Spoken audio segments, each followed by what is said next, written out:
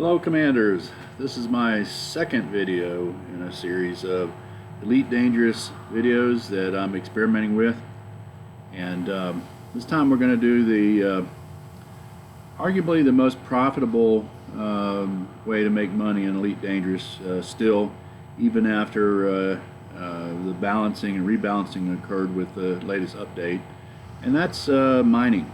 Mining has always been in most cases a preferable way to make as much money as possible per hour. Used to be you could make hundreds of millions of credits per hour, but they nixed that as a rebalancing effort because of the complaints from combat type players saying that, well, it's just not fair, we take additional risk and we don't get any of the benefits in terms of risk to reward. So you know, hours and hours of mining the same old-fashioned way, but at least they've added some new tools in, and we're going to explore those as we go mining for low-temperature diamonds. The current prices are really low right now, and they're really hard to find. The overlap techniques don't work anymore.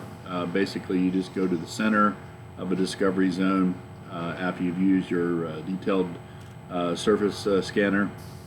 And so a lot has changed since the last update, and very few videos are giving you accurate information now. So this will be probably one of the most up-to-date, even though it's not as professional as most. And I'm starting back with OBS Studio on the screen here because I'm trying to improve the overall graphics. The last one I did, I could only get 320 resolution. I want at least 720 p and 1080p ideally. So I went in and changed some of the settings, and we'll quickly go over those to just give you an idea of the kinds of things that I looked at. It's really only three sections that need to be changed: output, audio, and video. So we'll start with video. I set the base canvas resolution to 1920 by 1080. That should be giving you 1080p on the program view. And then the output, which is most important, previously had not been set to 1920 by 1080. It had been set to 720. I believe that's why it got such low YouTube output resolution. So setting the output scaled resolution to 1920 by 1080 in addition with an aspect ratio of 16:9 on both of them. Change the downscale filter to Langsos sharpen scaling to 36 samples. That's a change to increase the sample rate, and then increase the frame per second from 30 frames per second, which I had previously trying to look at possible performance issues, up to 60, and we'll see if we can record that.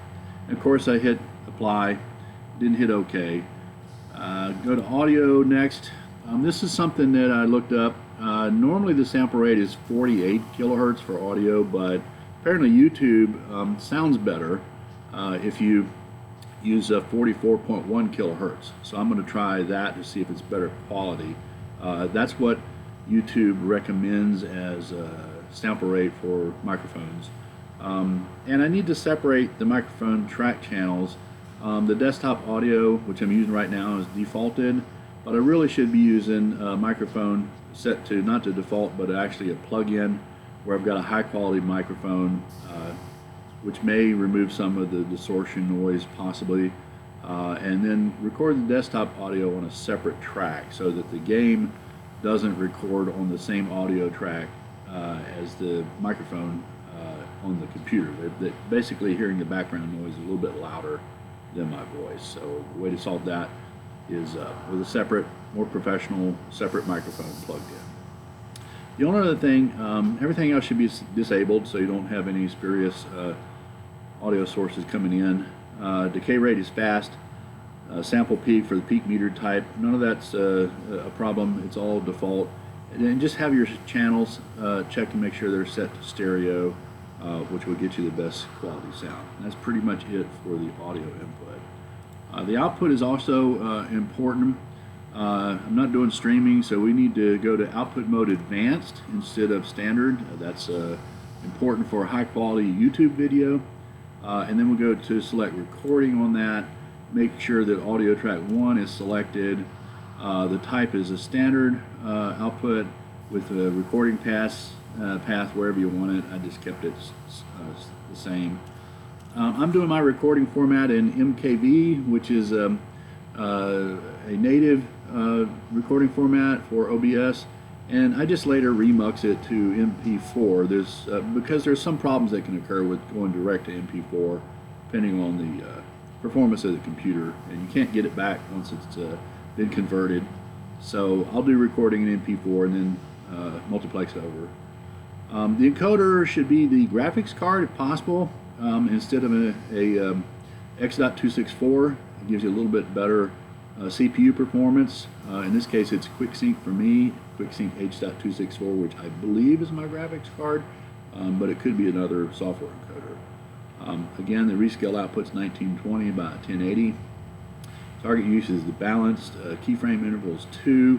The rate control should always be constant bit rate, and I bumped that up from 2500, which is a standard streaming bit rate, to a better frame resolution, which depends on the actual screen resolution. And so there's a chart that you can look that up. And typically it should be between 3000 kilobits per second and 6000 kilobits per second. So I targeted 4500 because I don't have the highest performing laptop computer here. And then that's pretty much it. You need to go to audio, and the one thing you do on track 1, the default is 160 on the audio bit rate, and YouTube recommends that should be 320 for streaming or recording and then uploading YouTube videos. So make those changes, hit apply, and then OK. And as far as I know, that's the best performance you can get out of the capability of OBS. The rest of it's high performance on your computer. So we're going to go into Elite Dangerous and start doing our mining for low temperature diamonds. Try to make it as smooth a video and as quick as possible without too much bantering. I tend to do that, but so it's a video. I'll try to do better videos later. Right now I'm just sort of doing a streaming mode, and later I'll go and edit as I get better editing skills and shorten each of the videos into just clips with little bullet statements, kind of like slideshow kind of stuff. But I'm learning as we go. So we are recording, and we have been for a while, and I'm just going to go direct into Elite Dangerous. Remember, we can tab out, Alt tab, anytime we need to go to a different tool set. And let's just look at that other tool set right now. The main tool we're going to use is the Miners tool, which is edtools.cc/miner, and you need to download that. Put the system that you're in, which my home system is Diaguandri, because the ships are cheaper there under the political system that's available. And click on the low temperature diamonds. That's what you want to mine and sell. The highest price stuff right now is Muscovite. I don't know what any local hotspots are for that yet, but its price is at 730,000, which is about half of what it would be in the past, to make millions of dollars and $1 billion in a couple of days. But it's all been nixed. So Void Opals is probably a little bit more per hour, 558. That's pretty much core mining, and again the core balancing, everything is harder to find. You can just waste hours and hours before you can find a core asteroid. You're lucky if you come across a few, where it used to be a lot, especially in the overlapping eras. But they basically, what they did is they rebalanced all the stuff that's unique is in the center of the asteroid identification zone now, and the overlaps don't double your quantities now. They basically use a radial. The further away you go from the center, the less and less you have of those key highly desirable or rare types of minerals. And that's supposedly only for low temperature diamonds, and it's never been that way for void opals. They're just rare core, random anyway. It doesn't really concentrate anything other than you're supposed to get a little bit more opportunity to find core asteroids if you have a particular hotspot that you've discovered, and just go for the center of that hotspot, wherever that little circle is that identifies it, and go into the ring mining area from there. Don't venture too far from the edge of that or the rate for low temperature diamonds especially will drop off in terms of how many you find per asteroid. So anyway, the key with this miner's tool is not only what is the price of low temperature diamonds right now, is where to go. So we're going to go out closest to us is 232 light years. That's still a good hefty jump for my Python. It goes about 28 light years per jump. And we're going to go to the HIP 4351 area, the 10A ring that was discovered by Commander Metro 735. And we can copy this, I believe, and just cut it, paste it in. So we'll go Control C with this, and then paste it in with Control B later. Remember, it's 10 ring A. Just keep that in the back of your mind. A lot of people use Col 285 sector CCK A38-2. That's a recently popular area, but apparently the purchase price is going down, and I think that's for the orbitals that will possibly sell them. Yeah, where to mine them, where to buy them. The key aspect is where do you sell it. So you either use the mining tool here and look at Bridger Enterprise. It's the highest price right now at 419, which is, you know, a third or a fourth of what it used to be, which is sad. A lot of, you know, you spend 4 times the amount of time now to pick up the same amount. The tonnage doesn't go up to 120 tons anymore. You're lucky if you get 30 tons into your hopper. The other problem is that the prices fluctuate and they're not always accurate. This one was 5 hours ago, and guarantee when I get there it's not going to be 419, it'll be something less. So that's another problem. Cross-check it with Inara is another third-party tool to look at, and they'll tell you a different price probably with different time zone. And the other tool you can look at is the Elite Dangerous database. Takes a little more time to locate a particular commodity and what its price is selling and where it's selling at, but it can be done with that tool as well. Elite Dangerous database, Elite Dangerous tools, or the miner's tool, and Anar are the 3 third-party tools that you want to look up whenever you mine. Okay, so we're just going to drop this down out of sight and go directly into Elite Dangerous, which I've already started to cut back on some of the time involved. And directly to a quick update on the outfitting of what you have to have. Any type of mining requires it. You have to have, most of the time, the right hard points. I'm doing 2D mining lasers. I need 2 of those. There's a 1D abrasion blaster, which basically knocks off surface materials whenever you do core mining or whenever you find a particular mineral that's on the surface. That you're not going to surface mine with the mining lasers. Okay, so there's a little bit of variation there. The other tool you want is a subsurface displacement missile. This has been nixed a little bit too. There used to be a lot more capability in mining subsurface minerals, but those have been made more rare as well with that update. And then there's the 2B seismic charge launcher, both of which require some skill to use. The subsurface displacement requires skills in terms of how you look at the running screen that goes across, and then you release it at a certain time to make everything go into the blue area. And the same thing is true with the seismic charger. You got to be careful with the load on the charge so it doesn't overcharge, or else you have to cancel that particular charge package. Anyway, we'll get into how to use those if we find a core or if we find subsurface mineral deposits. But most of the time we're going to be using 2D mining laser and trying to mine out any asteroids we find with the pulse analyzer, which is another tool that we need. They're glowing bright yellow and of certain shapes that you look for to tell you what types of mineral contents are high, and we pretty much ignore the ones that are low. So we'll cover all that as we go into the mining area. That's pretty much it with the tools that you need for mining, except for the utility mount. You want to make sure that you've got that pulse wave analyzer installed, because that's going to ping out like sonar and find the asteroids that have the best chance of having the minerals that you want. The other stuff doesn't matter, heat sink, chaff, and point defense, because you're not really running away from anybody while you're mining. Then you've got the core internals, which are standard.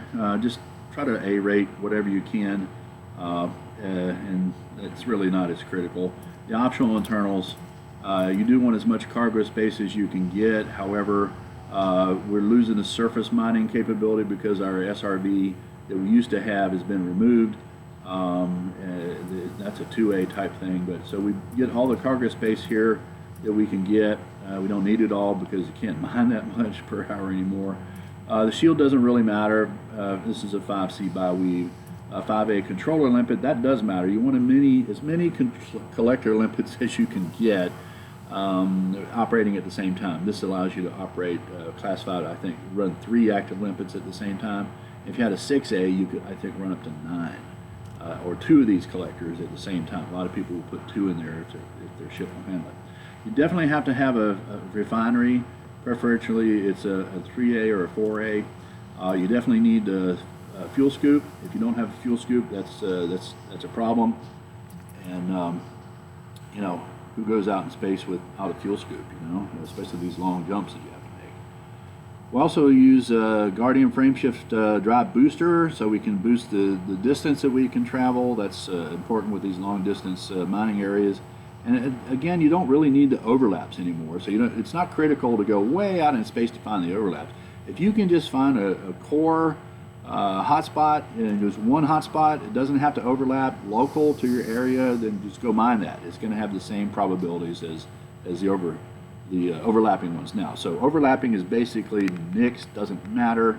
So sad that they, again, take away all the fun stuff every time people discover it. And then you need the prospector limpet controller.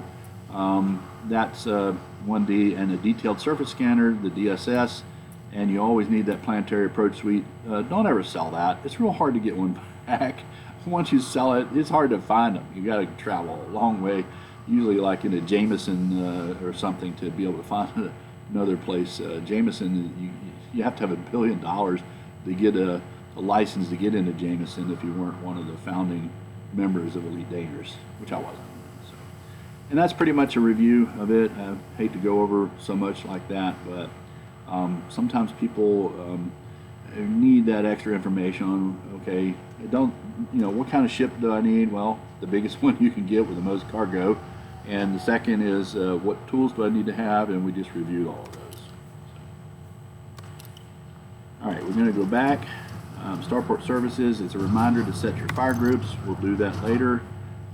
Yes, of course. And real quick, we don't need to do anything, repair or restock.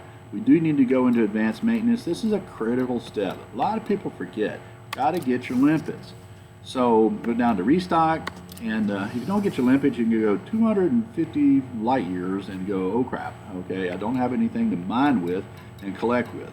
So the cargo space is 92, but it's empty right now. So just go over and hit that D key and just keep pumping that up there until you get the entire cargo space filled in with collector limpets.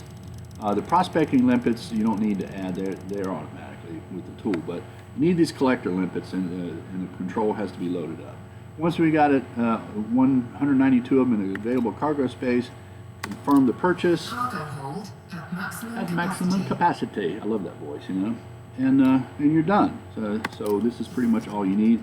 We don't need the commodities market right now. We'll come back and sell some stuff later. The mission board, we're not going to do missions, don't need passengers, don't need contact. Universal cartographics, we got some old stuff left over in right now. I won't show you, but it's just, I need to go 20 light years to be able to sell the last of that. After our Road to Riches, bought all that stuff.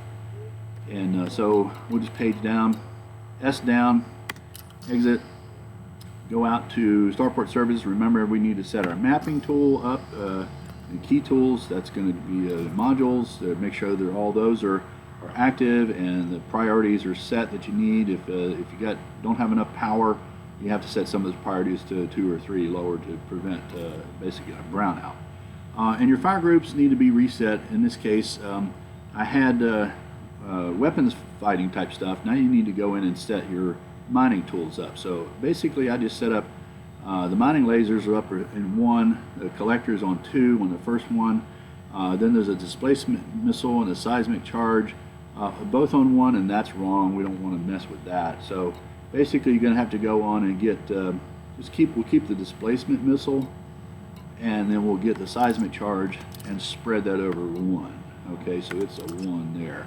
The collectors are basically on 2 all the time, I pretty much set stuff up like that. And we don't need any of these other scanners down here. Make sure they're not. We need the pulse wave set, so we'll get that set on. I usually like to set that up with the scanning surface scanner, and that's the D scanner. So D scanner on 2 and the pulse wave on 1, I think, is the way we want to go with it.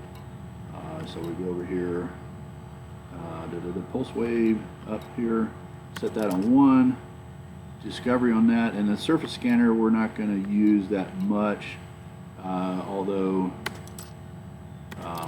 that's your DSS type surface scanner, so we'll set that out here on its own for now. Yep, I just hit number 1. Don't want to do that. Sometimes you do that, it gets wrong key. D over, D over, E over, back to fire groups, D over and then down.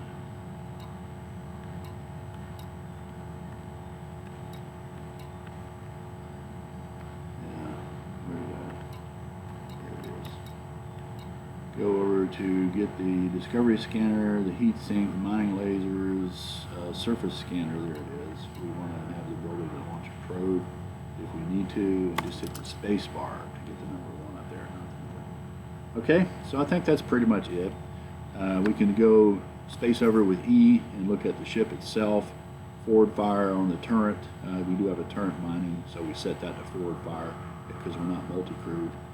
And we have our limpets, 192 of them set up in the inventory. The good thing is if somebody interdicts you, these limpets don't show up as cargo. So that's one of the blessings of not being identified as piratable cargo. So we hit the 4-button key again to get out of that. We don't need the communications. We don't need the SRV, which is no longer there, and button 3. And we just need to set our destination, which we go into the system map or the galaxy map first. And I set my galaxy on Control G, so that it's just easier to do a control key. And that first destination, remember, we had cut and paste into this, so we want to have that search tab blinking and hit Control B, and it comes up HIP 4351. Remember, it's ring 10, but we won't need to add that. And we go to the location tab, long distance away. Make sure you select the star. It comes up and we plot the route. And notice it's a dotted line, so there's a little trouble here. Okay, so we're going to zoom out and find out where we need to hit a fuel star. Okay, we can do the route all the way up to that fuel star, and then we must make sure that we get additional fuel. The only other way to deal with this is to plot an economical route, and you're going to go 5 or 6 light years at a time and do 60 jumps or something. But we just got to make sure that we refuel at every single fuel star, and that we're full past that point, and there'll be a couple more potential stars that we can refuel at. But this is again, we're taking a gamble on this last bit of the leg here that's dotted. Okay, that's again maybe 2 or 3 jumps, so we got to make sure we can do that, and definitely make sure we hit that fuel star. That's critical. So we'll go back at this point. 11 jumps is not bad.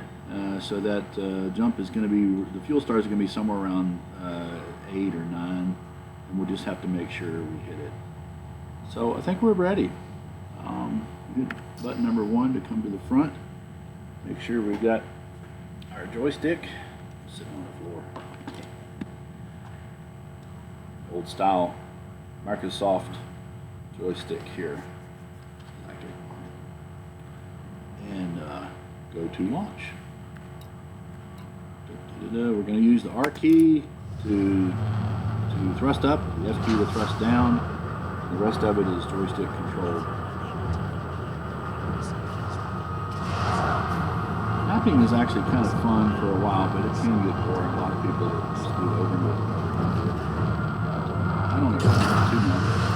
So it's the issue of quality, me, the most important part is not to make a lot of money. I never make a huge amount of money doing stuff. I'm pretty slow with this game. The key reason for that is I just want to enjoy it. I jump around with things I enjoy doing.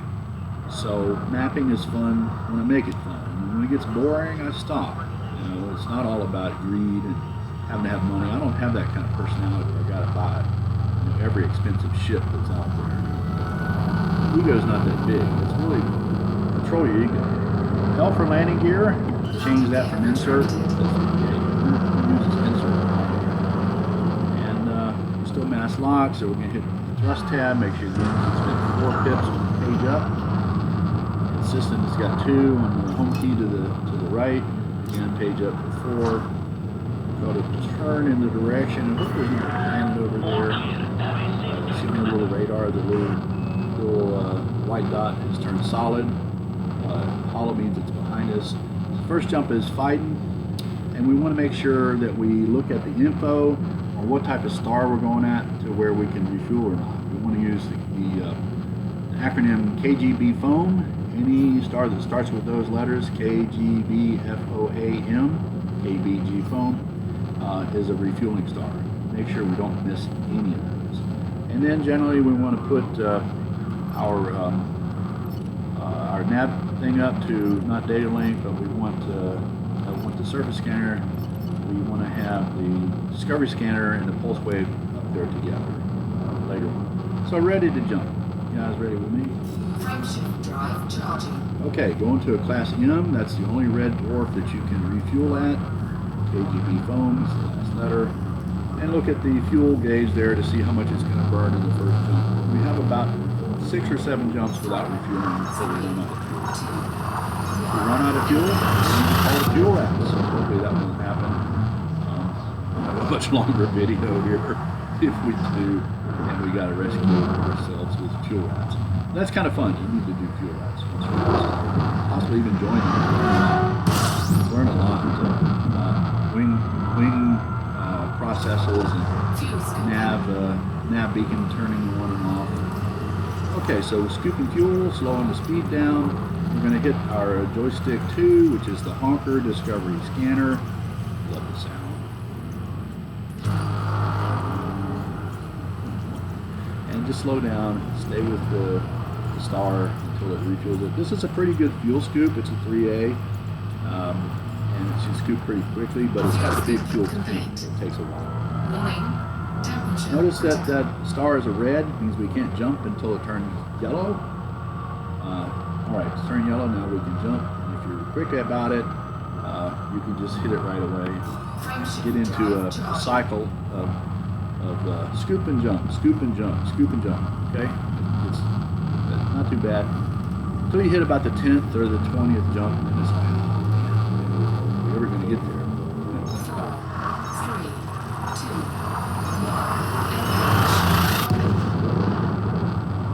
Engage. Again, John-Luc Picard used to be that voice. He's got a really great series on TV called Picard.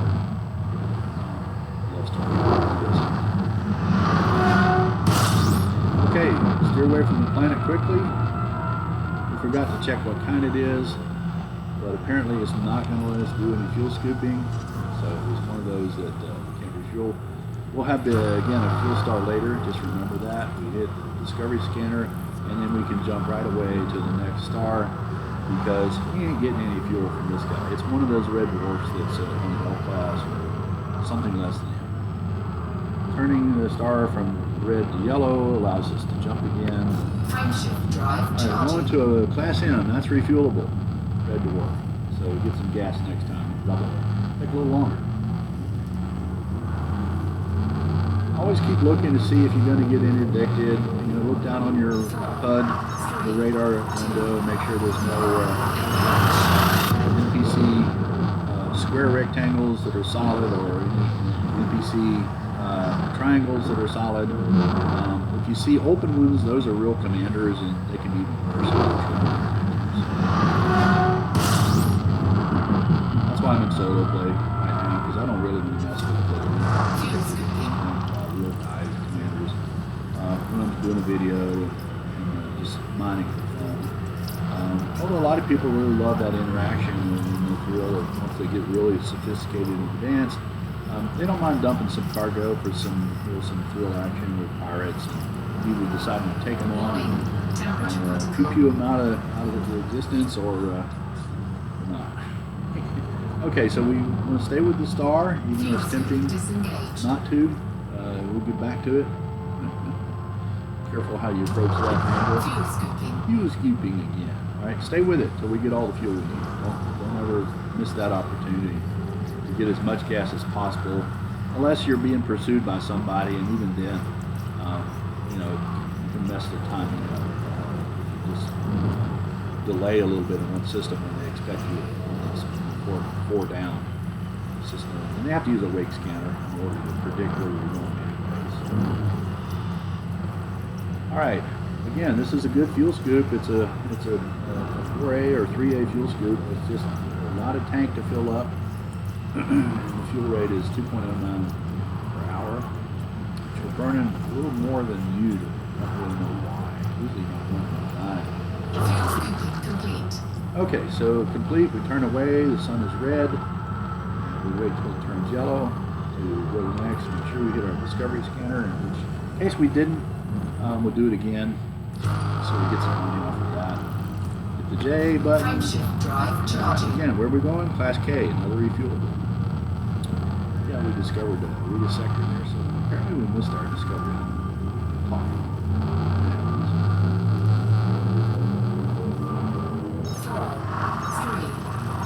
Now, if you ever have trouble with that star, you get too close to it, the heat indicator on the left goes up into the red zone, and you get warning, pop the heat sink. It's button B. That's why the heat sink is over there. You got 1 or 2 there. There you go. Make sure you turn away from the star quickly. Easy to do with a highly maneuverable ship like the Python, but the Type 9, man, you need to make that turn quick, because that doesn't turn very fast at all. You can hit right into that star before you can get out of that. Especially the neutron stars, which have really wide areas that you have to go out to. You can get into one of those neutron star beams, those high energy photon beams and particle beams, fermion particle beams that are going in. You can really mess up your frameshift drive. What's interesting is with certain drives, you actually use that to boost your frameshift. So that's a technique out there for long distance boost jumping. So we finish our fuel scoop. We're going to turn away from it. Turn to the radar until we get the red dot, get the white dot, go solid. And the planet, the sun has to go. Have to throttle up and make the sun get from red to yellow. Get some distance between us. And then we can hit the jump. Jumping to a red warp M, again, refuelable. There's going to come a point now, that last portion where we need to go, where there won't be any refuelable stuff. We need to make sure that we got enough gas to jump at least 4 or 5 times. Check the number of jumps left by going to the nav panel. Kind of keep track of how many more jumps you got to go, and sort of divide the number of jumps into that fuel bar there, and make an estimate whether you're going to run out of gas or not. If you think you're going to run out of gas, just stop. Block to the nearest, closest refuelable star. Go back and get that. Stop what you're doing. Don't just keep going down that road and not having any gas. It's just common sense. Some people are stupid. Slow down makes it easier to avoid blowing by your next jump point. You need to take that little bit of time pick up that extra fuel. See the temperature probe going up there on the left? The closer you get, the hotter that gets. 2 things you can do. Turn away from it a little bit, get below 86%, 85% or so, or you can pop a heat sink, which I don't really do, or you can, now it's 90%, and you can let it go on up in there for a little bit. It won't kill you. It will start lots of warnings and eventually start destroying some of your modules, but you know, I've seen people operate in that red zone in combat as part of their strategy by closing the silent running and let that thing run hot while they pew people and then pop heat sink as a strategy and it goes off a while and they keep firing. So, okay, we're done. We got the gas. Sun has turned yellow, turning toward our next jump point, and we just want to check how many more jumps have we got here. Again, we don't want to miss that last jump start. 6 more jumps. So divide that into 6. Yeah, it looked like we could make 7 or 8 jumps possibly with the fuel we got. So we're looking good in terms of most likely not running out of fuel. Throttle up, get jump, going to star class K. That may be our last. No, we've got probably 2 more stars to go to before we hit the last star. And we could check where that is by going into the galaxy map. Just seeing where we are in the route. Another way to verify that you've got enough fuel. You can find out the name of that star and make sure you look for it. But I just make sure I refuel with every star. Every refuelable star, I check to see what type it is. Just get your gas. Never leave a good watering hole behind. Good hiking. Never leave a good watering hole behind.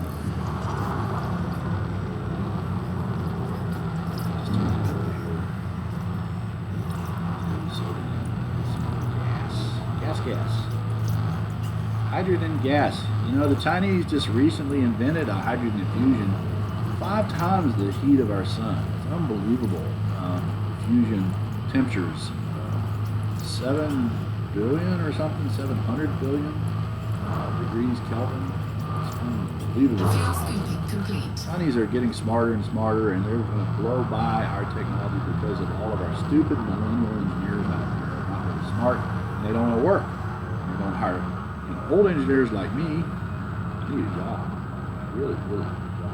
I'm 64, nobody will hire me. You should see my resume. It's like, what the hell is going on with social justice warriors that hate people like me? You can't get a job. Everybody just like, no, we're not going to hire you. We hate you. All right, ready to jump? We'll hit our discovery scanner just in case, because sometimes we're talking a lot. Get it? I don't know what's out. Non-fungible tokens, remember, are coming. Yeah, NFTs. Hit the jump button. My idea, and I think I'm going to work it through, is to put all the NASA launch sites and aircraft sites into the Sol system as a non-fungible token. Just go out there and work with Elite Dangerous and say, what do I need to do to put Surveyor 7 on the moon, the exact location? Make that a non-fungible token. Player-generated content. How do I do that? What tools do you use, and what tools can I use that I can give to you, and you can pay me for doing that? It's the way of the future. Games invented and content added by individuals who are doing basically content generation just like they do now. This is a money-making technique. This is content generation. The next step is to be able to add new adventures, new sites, new scenes that people pay for. The same way they pay on PayPal or some other server.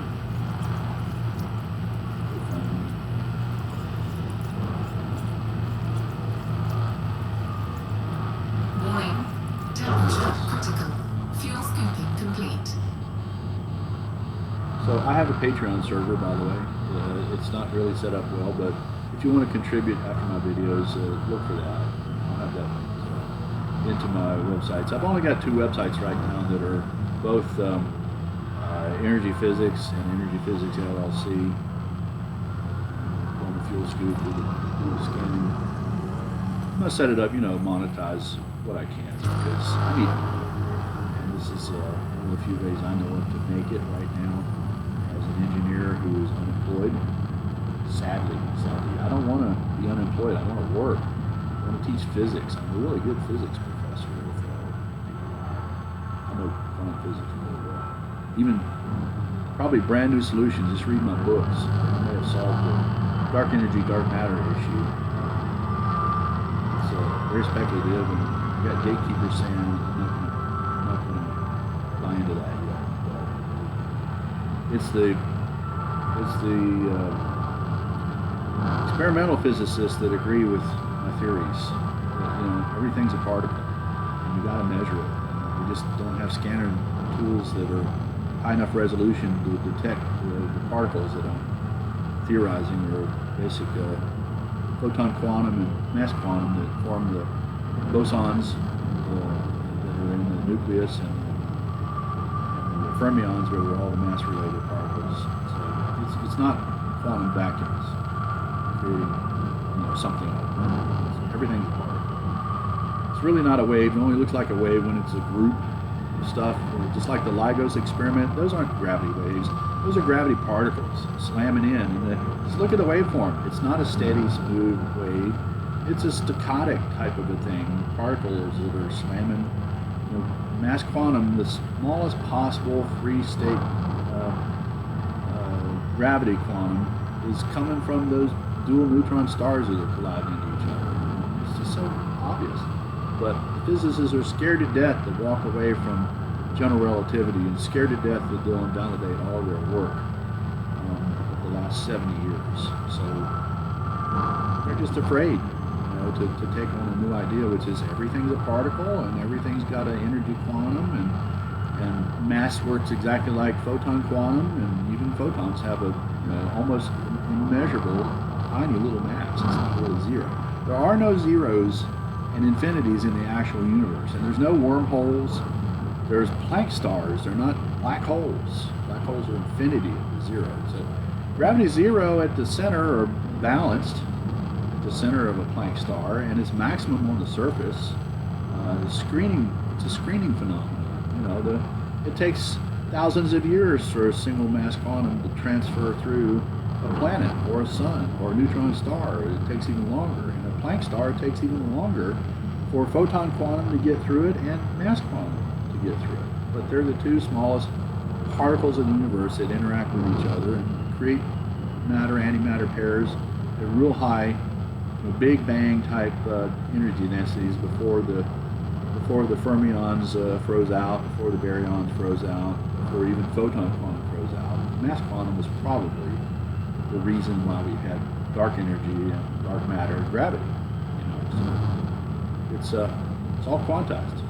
Certain angular spin velocities following Planck's laws.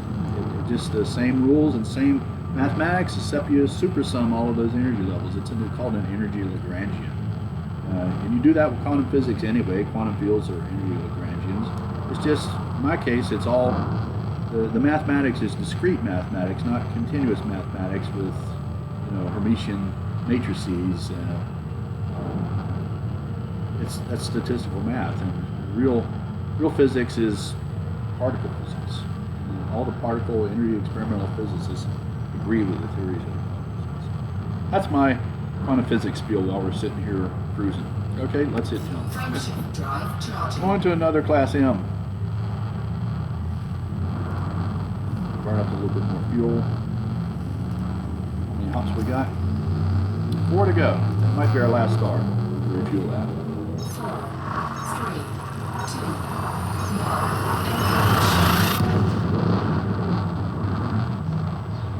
Yeah, I'm a Virginia Tech graduate, aerospace engineer. Started out working as a test engineer on the space shuttle. God, that was a great job. Then I went into the military, became an Air Force pilot, combat veteran. Came out of that, worked at the Pentagon, and then left the Pentagon and left the military to do the Beltway Bandit stuff. Became a software developer because that's all the work there was. Hardware engineer, building drones and CubeSats, and I love that kind of stuff, and I have all the modern skills, 3D modeling, CRC laser printing, and yet can't get a job. Fuel scooping complete. Why do you discriminate? You hate me so much. Oh. Warning. Right. Taking heat damage. We should all be individuals, by the way. Yeah, it's hot. See how you can operate while it's hot? Yeah. See? Destroying everything. You just turn away a little bit. Get to where the heat's a little less. It's a big star out there. It's fascinating. Let it roll off. If it gets too bad, it's the hot heat sink. See how that quiets down? Yeah, so we got plenty of heat sinks left. We'll reload. Good demonstration of how you do that. Heat sink deployed. We got all the gas. Right, yellow, sun. Turn to the next star jump location. When it jumps left is 3. We're taking our time. Discovery scanner, make sure we didn't miss it while we're talking. Set of bodies ready to jump. Hit the J button. Drive I charging. wanted Atari Star. Told you there wouldn't be very many places that would fuel past this. We got, what did I say, 4 jumps left? 3 jumps left. So, and we got plenty of fuel there. See, that's 1 jump, very tiny. Divide that, 3, yeah, lots of gas. We'll get there. Engage, John Luke. John Luke Picard, probably one of the best careers out there. Series and stuff. Voyager. All the Star Trek series. I've got them all. I've got videos. Keep rewatching. Okay, see? It's Atari Star. We are not going to be able to refuel. Keep on going. The song, Mississippi River. Keep on going. That was my prom theme. Remember prom? Almost all of you prom, except the kids in 2020 got hit by COVID. They didn't have a prom. Pretty sad. Honker.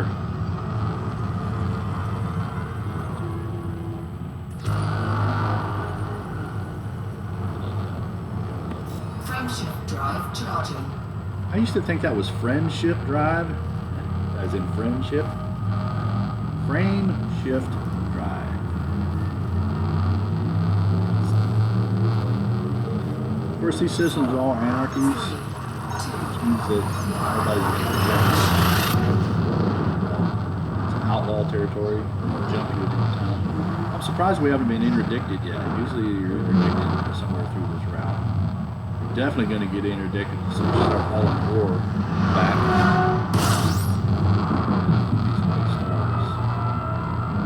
See what type it was? It was refuelable. Must be a type, let's see, bright white. Okay.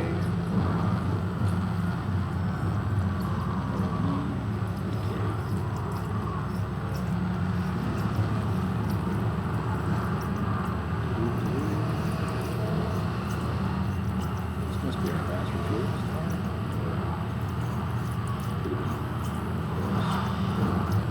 Back.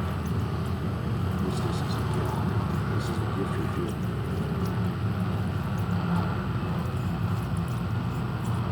Almost full. Again, no reason to not take all the gas. Fuel scooping complete. Alright, turn away. Warning. Temperature critical. You're critical.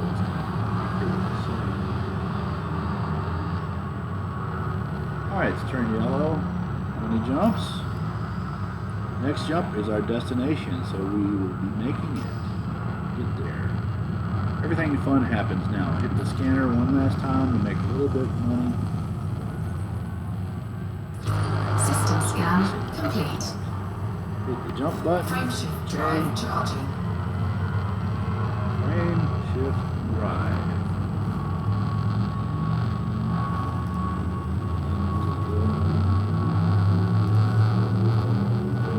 Yep, 4351. One of the systems that has overlapping material sites for low temperature diamonds. It used to be the highest money making method out here 2 years ago. Then it got nixed in July of last year. Nobody said anything about it in the videos afterwards. It's like everybody still got videos out saying, oh, look how much money you can make. But you look, it's in June or April or September of last year. It's not accurate. This video's not, it's not accurate. Nobody's updated that. What's up with that? Maybe interested in the answer. I haven't seen it in the videos. Okay, no fueling on this one. Oh no. Yes, we are.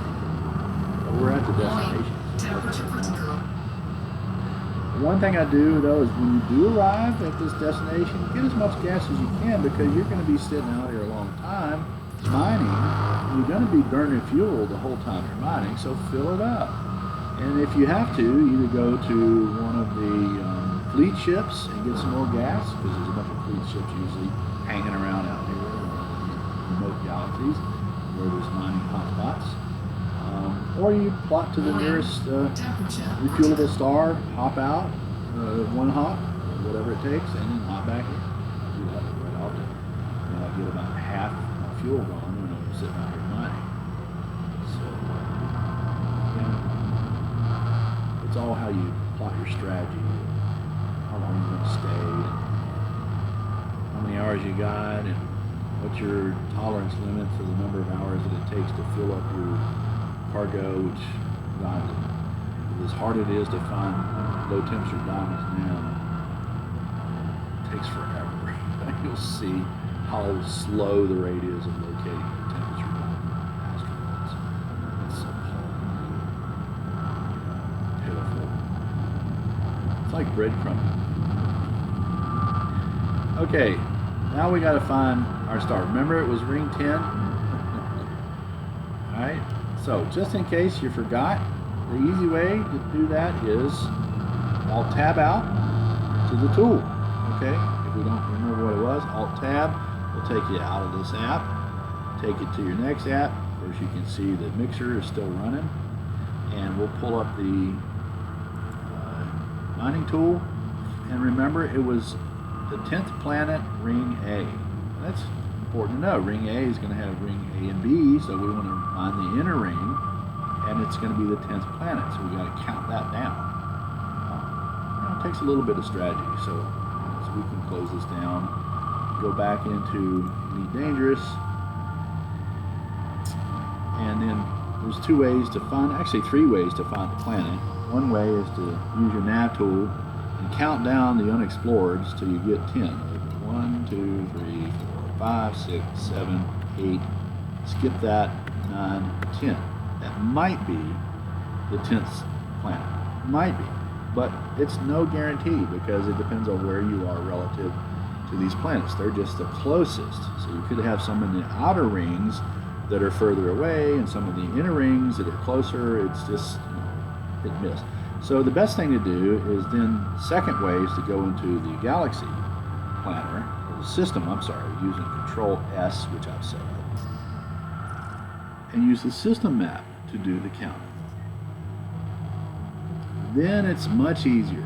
Use the mouse, hold the mouse button down, and move your map over and count 10 planets. 1, 2, 3, 4, 5, 6, 7, 8, 9, 10. The big one there, okay? 10. Alright, so we're going to select that. We don't need to plan a route. Look at all of the, see all the fleet carriers that are parked there want you to spend your money and spend your tritium on them. It's a money-making scheme for them, I guess, but God, the upkeep is just unbelievable. So, all right, once you've located the right planet, is planet 10, we're going to go to ring A. Remember that? We're still in Super Cruise. Okay, you have to be in Super Cruise if you're going to use the FSS scanner, and that's the third way to find the planet. So my key for finding that is the apostrophe key. Hit that, and now we're in the full spectrum scanner, FSS scanner. We are looking for a particular world, and we want to tune for that particular world. It's not high metal, it is an icy body. So there's your asteroids, there's your icy bodies. So now we're going to basically use this tool to look and see if we can find any planetary. You can use the honker. Somewhere in here are your icy bodies, and they'll show up as little rings. What is this? Okay, here we go. There's a Remoto. Holy cow, there's a lot of ships in there. What a mess. What a mess that is. It's hard to even find anything. So what is this? Okay, we got a tune for this. See what it is. Might even be yeah, that's an emission. So emission, we just use X. And it's a degraded emissions, which means it's not really something you want to waste your time looking for.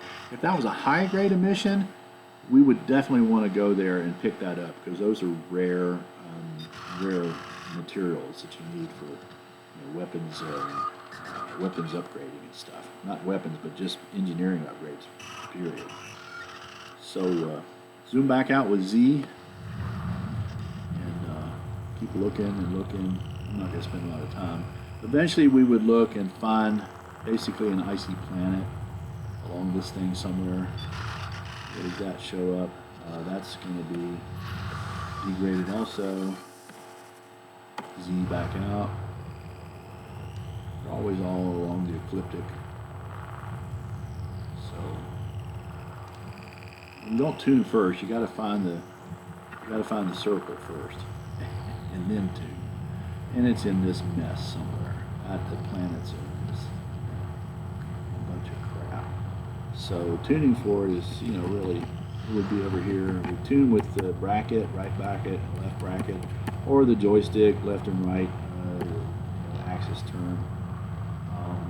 That's the gas giants, which is what we're looking for, or the icy worlds, which is looking there. Icy bodies. And its icy bodies is showing that it's in here somewhere. So, yeah. It's not worth it. We've already found it in the galaxy, but if it wasn't for all those freaking fleet carriers, we'd probably be able to see it much easier. To leave this tool, to target something, I would hit, in my case, joystick 3. To get help, I'd hit joystick 6. Those are all key mapped into my joystick. To leave it, I hit backspace, which is also my fuel scoop. That mode. So we've got the center unexplored, and we got to go discover it now. Okay, so that's what our purpose of our discovery scanner is. We're going to map out to discovery scanner and our detailed surface scanner. It's going to help us locate hotspots. I may not have that set right. Let's see. That node should just pop over here. Oh, there it is. Is that it?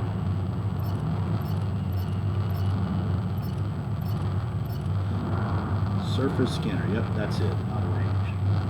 So we'll keep that there. We want to use it. We need to pair it up with something else. The discovery scanner. But that's also, I want to pair the discovery scanner with the detailed surface scanner, and then put the limpet controller in with the phase analyzer. We haven't already done that. We'd like to set those pairs up. It makes it easier to manage. So we're just driving in right now to discover it. Again, we could go into the FSS scanner and we could discover it that way, or that's the way one way to do it. It takes a lot of time. Or the other is when you road to riches, you just drive in close to it, and when you get about 10 seconds away, it should start automatically identifying what's on the planet. But it doesn't find the hotspots. You still have to shoot the probes for the surface scanner. So that's what's coming up next. We get close enough, we're going to see this world. It's pretty far away, 2,300 light seconds. I usually cruise in at the maximum cornering velocity instead of full power, because it's so easy to overshoot these things and go too fast. Just take a little more time. The cornering velocity is the best energy efficient turns aircraft. Okay, and that's in that little blue range there in the speed diagram. Just put your thrust and throttle up to that to keep it centered in the middle of the blue arc. That's your best energy maneuvering. If you go above that, you lose energy. If you go below that, you lose energy. So, notice our world looks like an icy body. Looking at the world picture, and that's going to change and give you specific stuff. All right, we're getting close enough now to start slowing down. I can hit the joystick 6, which is going to set it at exactly 75%, and it should be able to maintain that. There we go with this little automatic scanning. Okay, it should hold 0.7 seconds away because it's 75% throttle all the way. And you do have to kind of keep an eye on how close you get, how quick you get, and make sure you're more bodies discovered. All right. Anarchy, gas giant with ammonia-based life. That's what we want. We confirmed it's planet 10, and we want icy ring A. So we're looking for the A ring. We want to get to a certain size. Whenever a planet reaches that size, you want to slow down. All right, we might overshoot here if we didn't get it quick enough. Oh, we got it. See the pouring velocity stops there. We're just going to cruise in just a little bit further and a little bit higher so we can see a better angle. All the fleet carriers. Part of me likes fleet carriers, the other part doesn't. Just annoying clusters and stuff people don't really use as much, I think, as they could. Okay, because we're going to stop in space. Again, to use these tools, you have to be in Super Cruise and the throttle has to be 0. The surface scanner is now in range. When it says it's too fast, that's when you can slow down and it'll turn to blue and say, okay, you're in range. But when a planet looks about this size, you're ready to use that surface scanner. And it's on joystick button 1. So we're going to hit that and immediately go to the probe page. Okay. Again, we're going to map the entire planet itself. So the cool thing is we'll hit 3 different zones to do that. We got up to 17 probes to map this thing. So the first probe is going to go into the rings. Okay, so we just pick the ring and right in the center of it and pop a probe. Gravity is going to carry it in an arc. Hopefully it'll stay inside the ring and not through it. And one probe will take the entire scan. So now there's all of our hot spots. And we're going to look for one that is carrying low temperature diamonds. And we don't care if they're overlapping or not because we have to go to the center of these now. And just for grins, we're going to map out the planet itself with 3 more probes spaced 120 degrees apart and go through that strategy of getting just past the horizon so we can get the backside first. Launch the first one about that far away and another one about this distance to arc in behind. And I wait instead of launch the third one right away because I want to see how much of the back side versus front side gets covered.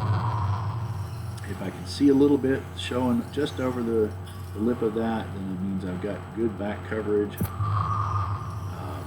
little hard to see with this. So I got a lot of back coverage this time, so not quite as far on the back side on this launch as before. We want it to go a little bit to the front. And then the fourth one is going to be right in the dead center of that.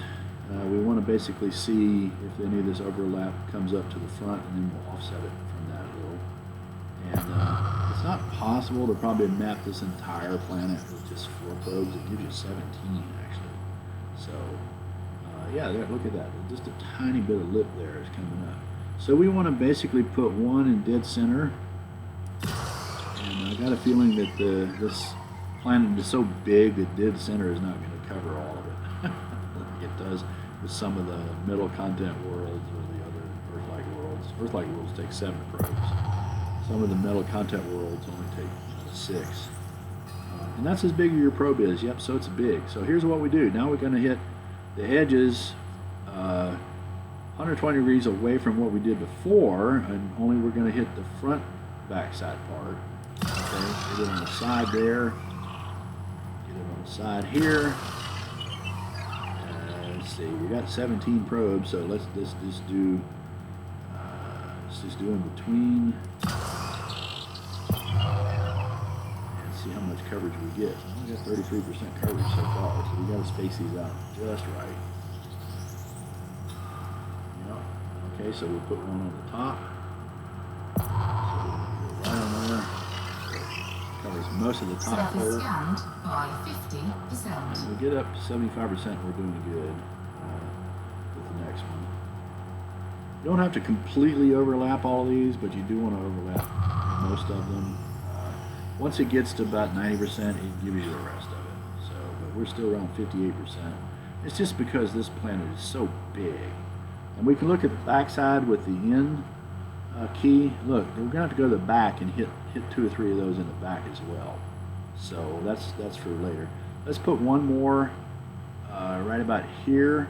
And put one more just underneath it. Right about there. Like I said, we've got 17 of these to go. 8 of them have impacted to get our efficiency rating, which is basically more money. Get a little more money. So we're only up to 60% still. And at this point, we're just going to go straight to the back and mind the backside. Look at the backside. So to do that, we hit backspace space key to get out. Again, now once you backspace out, you see all those hot spots, Alexandrite, which actually makes a lot of money. Low temperature diamonds are there. We just want to go to the centers of those and just kind of look at all of those. More low temperatures, bromolite. What else? Those are ships. Void opals, cores, low temperature diamonds. Grandiorite, I don't mind that. Low temps.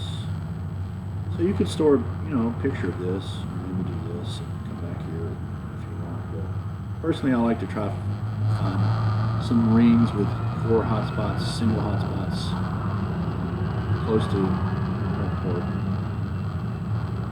Since they mix the overlap stuff, it doesn't make any sense to come all the way out here. People do it, and I'm showing you, but I'm sure there's better hotspots closer in. You just have to find them. I'll wait till that little globe, sort of gets behind me, and then I pull up, and I want it about that size. So what I want to do is just slowly sort of come up behind it in an angle that shows me a bikini of regions that still haven't been mapped. See that bikini? That's a bikini. Yeah, so I want to put one right in the middle. So we're going to basically at this point hit the joystick 1 again, put that tool right in the middle of that space, and we'll put 2 down in the corners. Or we could hit the sweet spot of the bikini right there. I know you can't resist that. Be wasting a probe. 65%. Well, we could have put it up a little higher. It would have been better for us. So now we want basically 2 more, just to hit the edges. And this one to hit the edge. And that may, if we're lucky, get us all the way up to 100%. Like I said, no reason to do this other than see if there's anything on the surface that we might want to map with our SRB, which we don't have with us, but 75%, 76%. All right, let's pop a couple more right here. On the edge here first.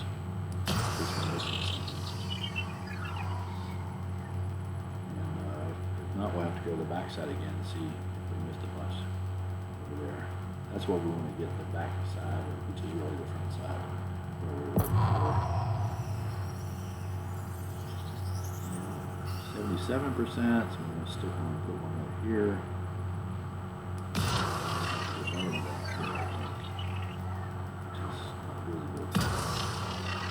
We got 14 probes, we've got 3 left. Hopefully this will take care of the rest. Once you get around 77% and you put them in the remaining areas, if you can cover all of it, it tends to go up to 100% very rapidly after that. So we'll see. No, we gotta go to the other side to get the rest of it.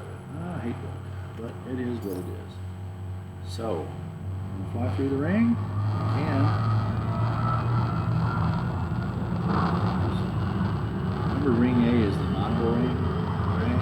So that's the ring. That's where most of the low temperature diamond spots are going to be. Gravity is tugging on us here. Slow down. Too close, too direct. Real close, you can hear the atmosphere.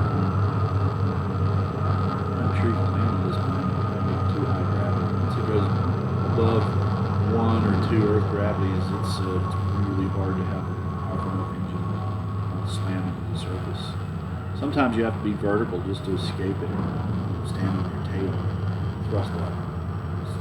Some high gravity landing techniques that you definitely have to land on your tail. Rarely used, but techniques that people did figure out. It was absolutely crazy places. Yeah, where did we miss? Yeah. I think we would have gotten most of it, but just over here. Alright, let's just try to get the last of it. Get there. Get there. Got one more probe after this left, so we want to use these carefully. 79%. It ought to go pretty quickly after this. Get to 100%. Let's see. Good hope.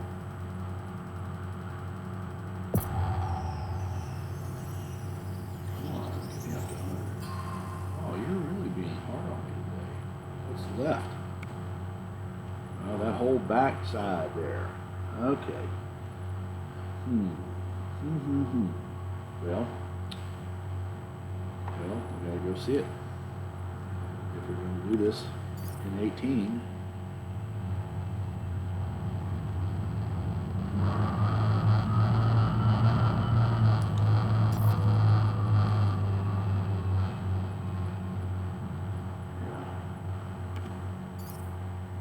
Alright. Gotta go to the back side.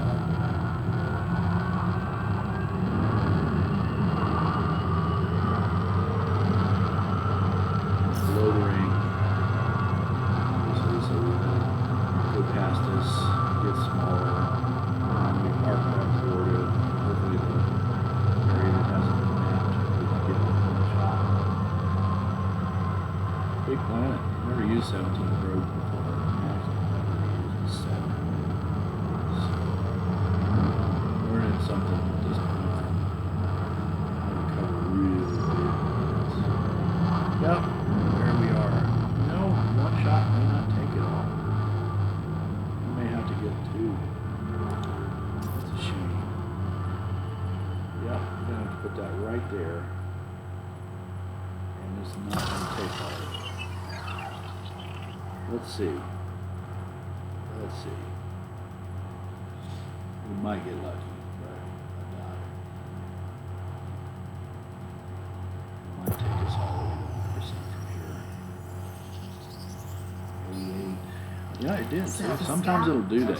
You get above 90, and sometimes it'll give you that last 10%. So don't waste your probe right away. We took 17 probes. Should be getting some credit. Humans, 16 of them out there. They're not on the planet. Not on the backside of the planet either. So nothing's on the planet that's worth looking at. The rest of it's all hotspots. Oh, there is something on the planet. Let's see what those are. Oh no, those are on the rings on the other side. Some cool hotspots that we're showing through the planet.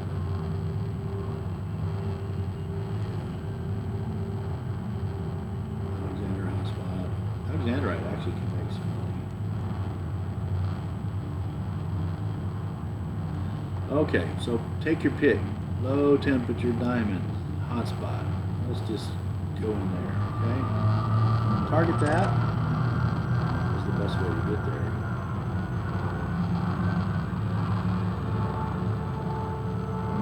We don't need the surface scanner anymore. Now we're going to use the phase analyzer, so we can just go ahead and select the phase analyzer with the prospector.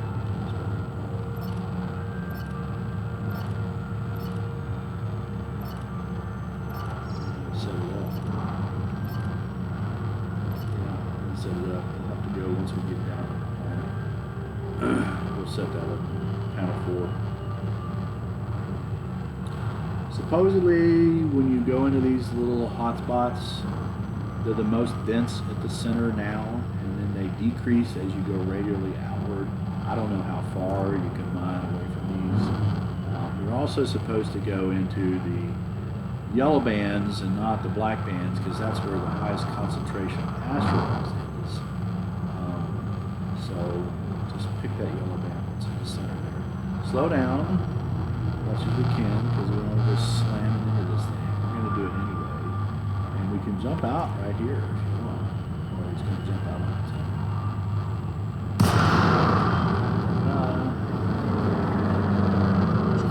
See it's 35 kilometers away. He's supposed to head for the center of that, and then outward it starts to change. Okay, let's see if we've got, those are our fire button hard points coming out. There's our seismic charge. There's our discovery, and here's our discovery D-scanner with the discovery. So usually I want a prospector limpet over there. So let's do that. Panel 4 and fire groups. I want to get the prospector limpet along with the discovery scanner. So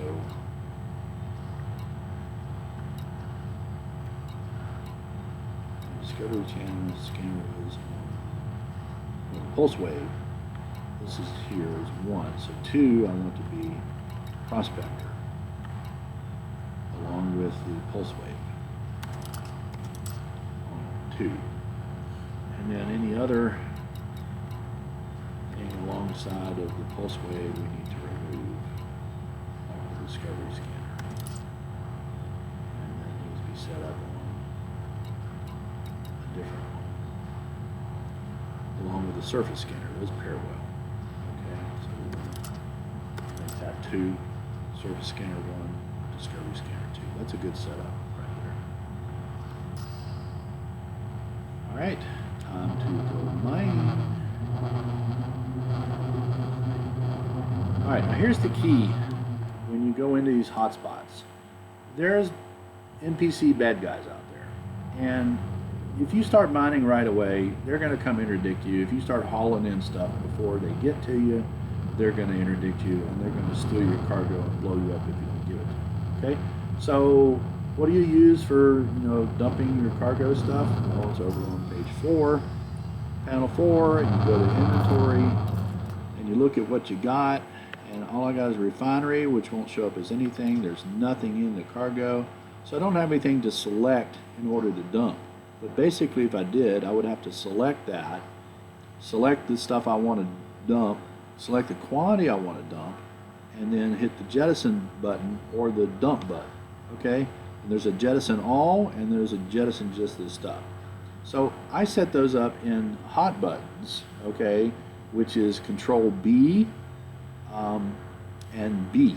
Just the B button will jettison 1, and Control B will jettison all. All right. You don't want to dump your whole cargo, so be careful about using Control B.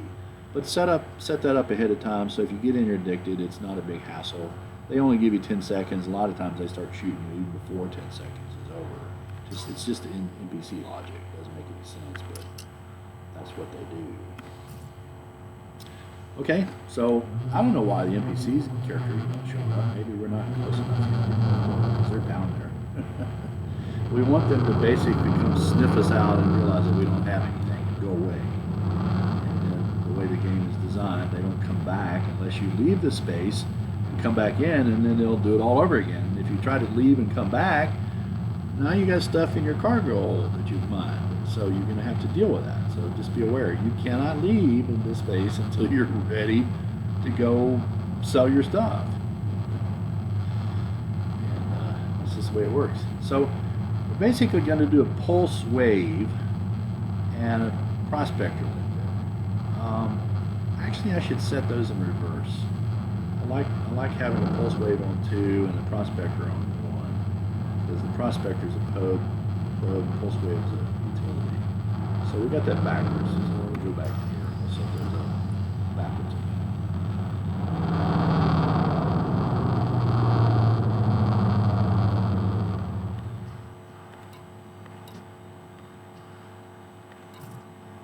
Fire groups.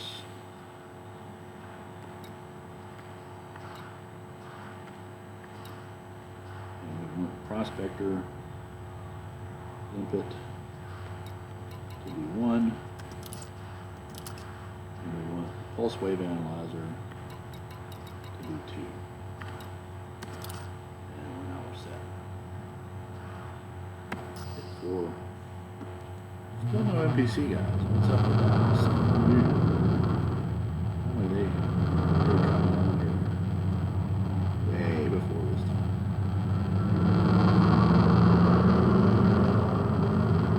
Trying to fake us out.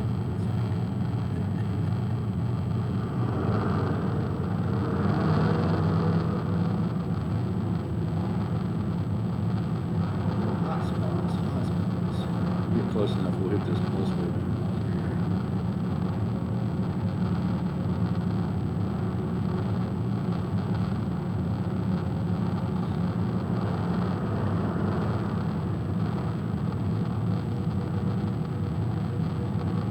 Usually I go to communications by now and somebody's talking or somebody says something about you. But it's really rare to not have them show up this late. Never had them take this long. Maybe it's not close enough to the hospital to check anything out. That's possible. Yes. There they are. See, they're over here. Just have to get close enough. So you can target them.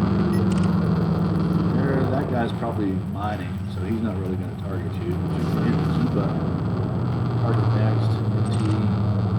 Target next. Target next. No, they're not visible. Let's see.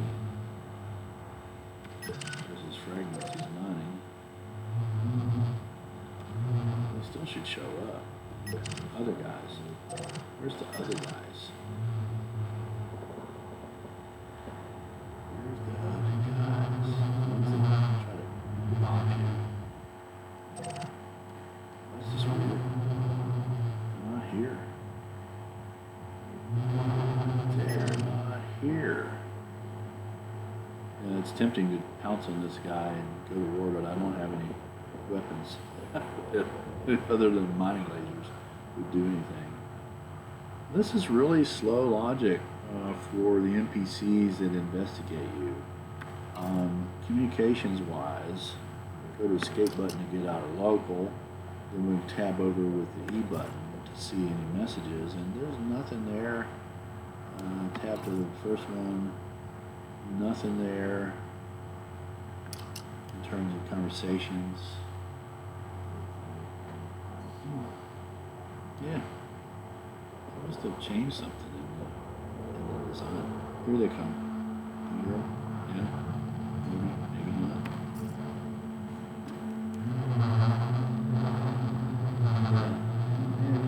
Yeah. All I can do is scan and dump some particles out there, but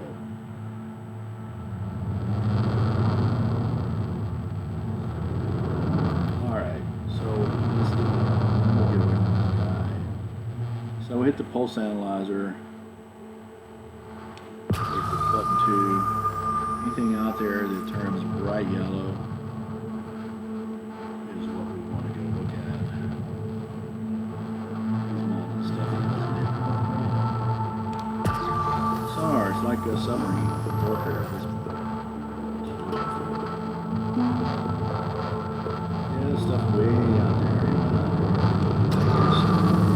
Better up close to the center of the hotspot, but it's been nixed, it's gone.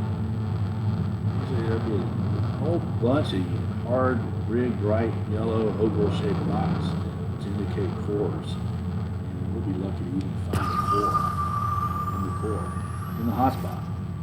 There's one area here, so we can go investigate it with our prospector. I don't understand why there's not so many NPCs against this already. This makes no sense. Alright, we're close enough to fire off the prospector Programming liquid drone. with our joystick 1 probe trigger. As soon as that guy gets out in front where you can see it, hit T to target it, and it'll start giving information. I want to slow down somewhere around 600 meters away. And look at the limpet prospector data results. There's tritium there. If it was using tritium, it's medium mineral, which tells me that I could make some extra minerals like carbon or whatever, but there's no low temperature diamond. So this is a wasted rock, okay? So ignore this one if we want to be efficient about this and go look for the next rock. There's an oval rock. See that oval shape rock right there? That's a high candidate for core mining. Well, it's not a true oval shape though, so maybe it's misleading. We want to pull the fuel scoop out here because we want to do some fast maneuvering. Yeah, here they come. Here they come. See those two ships behind us? Yeah, we can't take anything cargo until they actually get to us. Alright, another.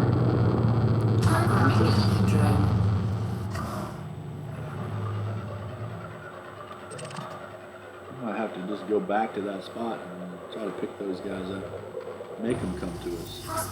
Again, nothing but water, low mineral content, wasted. Asteroid scan complete. So let's go back to the center of the hotspot and see if we can find where the NPC pirates are. Alright, we're 10 kilometers away and there's nothing within 10. Two little tiny yellow asteroids. And this is how bad they mixed the mining. The developers, they're mean. You hear me? Frontier, you're mean. Mean to people like me. I never get these good deals. I always find out about them too late. Never give me good deals. Alright, where's the NPCs at? There they are.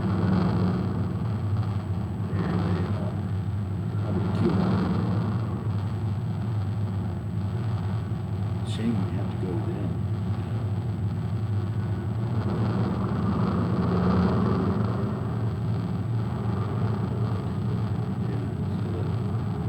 There's fire out there. There's our keel.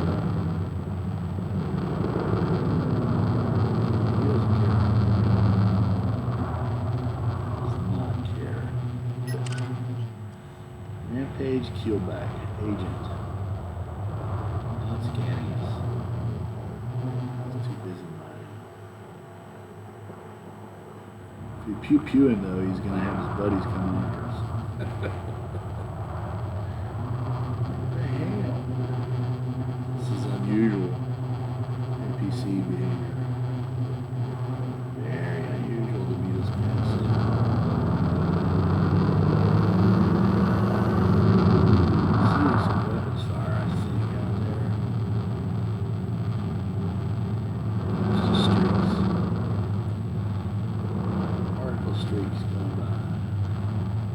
Okay, so we'll just, I guess we can take a chance and just start mining, get away from this guy a little bit. Pulse wave ammos are again. Everything's blew up. There's a we're looking for cores if we want to be core mining, or we're going to do surface mining if it's not a core. It uses a regular miner stuff. We see deep ridges and fissures, which is usually an indication of core mining if it's an oval-shaped asteroid with deep fissures that happen when you hit it. Target it. No fissures though, but look at that material content being high. It's almost worth mining this just to get the extra materials that might be there. Sulfur, whatever, that I don't have. So let's just do that. We'll mine this thing anyway, even though it doesn't have any low temperature diamonds. And so to do that, we want to target through in till we get not our abrasion blaster, but our two mining lasers. And we're out of range on those, so you always have to get a little closer. And we got collector that's selling the joystick 2. So once we get within 600, mining lasers become effective, and we're going to deplete this planet a little slower than normal. I just hit fire button 1 and knock some rocks loose. It doesn't do any harm. Then I open my fuel scoop, backspace bar,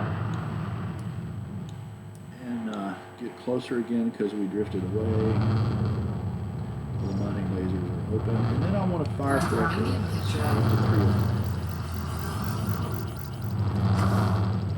And they'll automatically start. Oh, mining lasers got to have power to it. That's why. So don't forget that. You know, use the N button, right arrow, put some power. Okay, so it's picked up sulfur, and that's full. There's a lot of minerals in here. They won't tell you what they are. It's the minerals that are typical of this particular star. They will tell you that when they analyze the star system. It's depleted, so we can stop firing the mining lasers. There's no need to keep firing at them. Look at all the pieces of mineral out there. And we can back up a little bit. I hit the joystick 9 to go in reverse, and hit the throttle to back up. And we want to put the nose a little high so that the limpets don't have to work so hard. They can come up underneath. We will pick those things up. And they're telling you what they're picking up as they go into the hopper. Liquid oxygen is one of the things they picked up. This doesn't sulfur very much. It's kind of a waste. Water is another one that doesn't sulfur.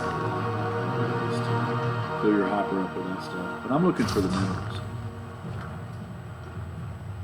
Vanadium, tellurium, those rare metals that are hard to find that you need for level 5. You either find those surface mining hotspots, or I can find them in asteroid hotspots with high metal content, material content. That's typical. And so we picked everything up that's pickable. There's nothing on the surface. Let's see, that's our lithium hydroxide, not worth mining. That's subsurface, not worth wasting one of our subsurface missiles. Just kind of look to see if there's any more of those little indicators of subsurface or surface mining that we could do. If it was surface mining, we'd use the abrasion blaster. If it's subsurface, we use the subsurface missile. It takes a little bit of skill to time when you release that so that it hits a blue mark as it's traveling, but nothing else. So it's time to move on. The limpets will go with us, and we're in risk now for NPCs coming up and giving us a lot of hassle because we've got stuff in our cargo, so we don't want to be going back to the location. We'll stay away from it a little bit. The white stuff has our own limpets, our prospector limpets.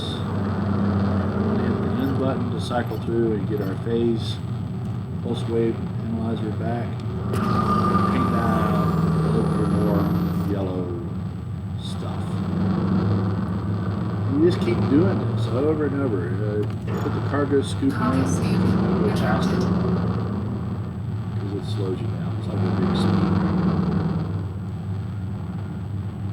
And get close enough, fire off the prospector.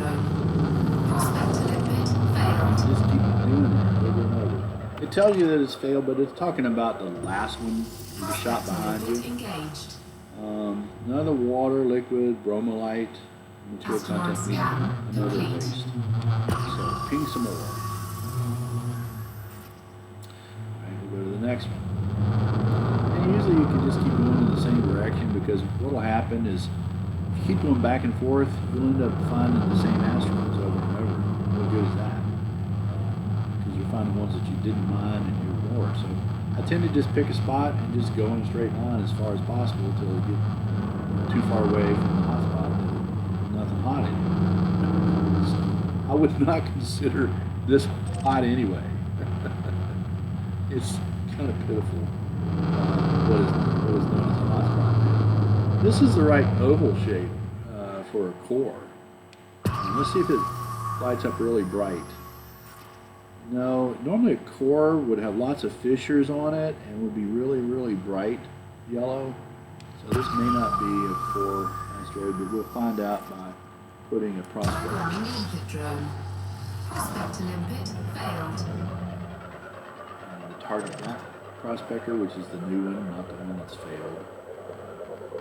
Keep your fingers crossed. Prospect to limpet It engaged. will say core in blue, and if it shows up as a core, but it's not. And it's the Asteroid same scan old complete. stuff. So we wasted another asteroid just running around here. Okay. All right. So we go to the closest one. The really round ones don't mean anything. The really bright ones don't always mean anything unless they're oval shaped. Still trying to determine, what's the shape difference of the ones that have what you're looking for versus the ones that are not.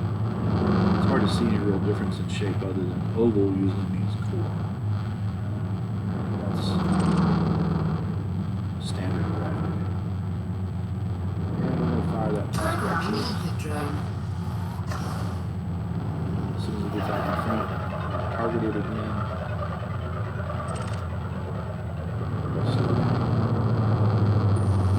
Prospect to limpet engaged. How disappointing.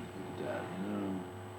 Just nothing. Asteroid scan It's complete. supposed to be a low temperature diamond mining hotspot.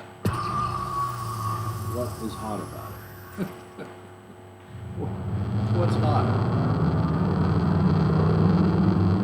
Alright, we'll try to do this one first and then the next one. Try not to go in the wrong direction. Slow down a little bit before you fire your probes, otherwise it kind of wastes the probe. Prospect to limpet Can't failed. get fast enough. In other words, you can't go full fire. The probe tends to just sit there in space. Prospect to limpet engaged. Engaged. Tritium is usually if you're, Asteroid like blue scan chip, complete. it's your fuel. Another high mineral content. Again, sometimes it's worth it to me. I'll go ahead and mine this one.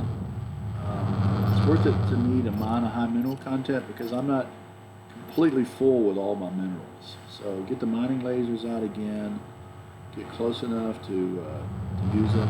Try to match the spin, go down on its axis, makes it a little bit easier.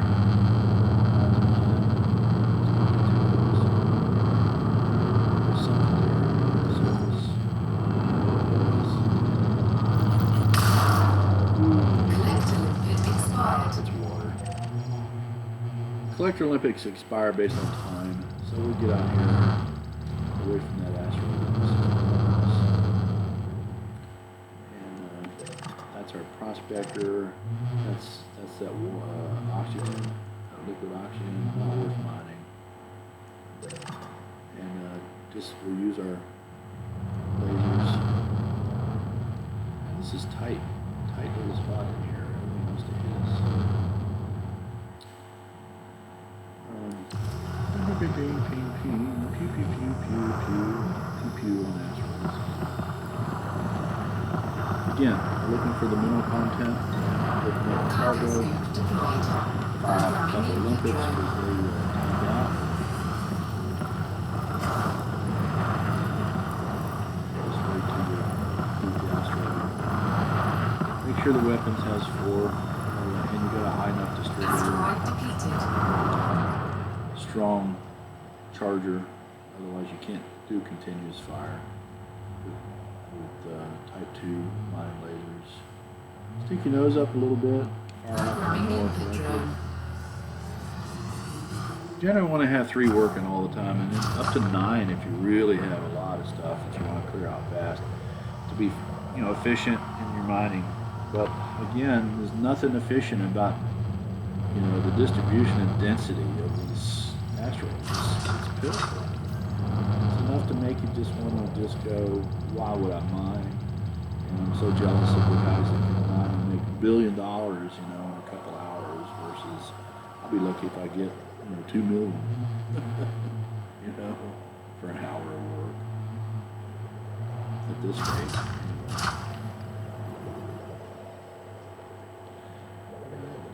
That asteroid likes their gravity or something. You don't want to just cause your limpets to work so hard, you have to go behind everything. So put me between a rock and a hard. Get the nose up so the limpets have a little bit easier time. Edging over to the right, there's a big chunk of rock. My goodness. Programming limpet The drone. limpets actually destroyed themselves trying to get back to us. Yeah, there's 2 of them.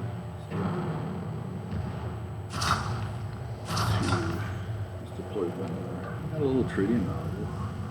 Doesn't sell for much. It's good for ship, fleet carriers, but I don't know. Maybe you can make a career out of selling tritium to fleet carrier guys. Who knows? Maybe a new way of making money.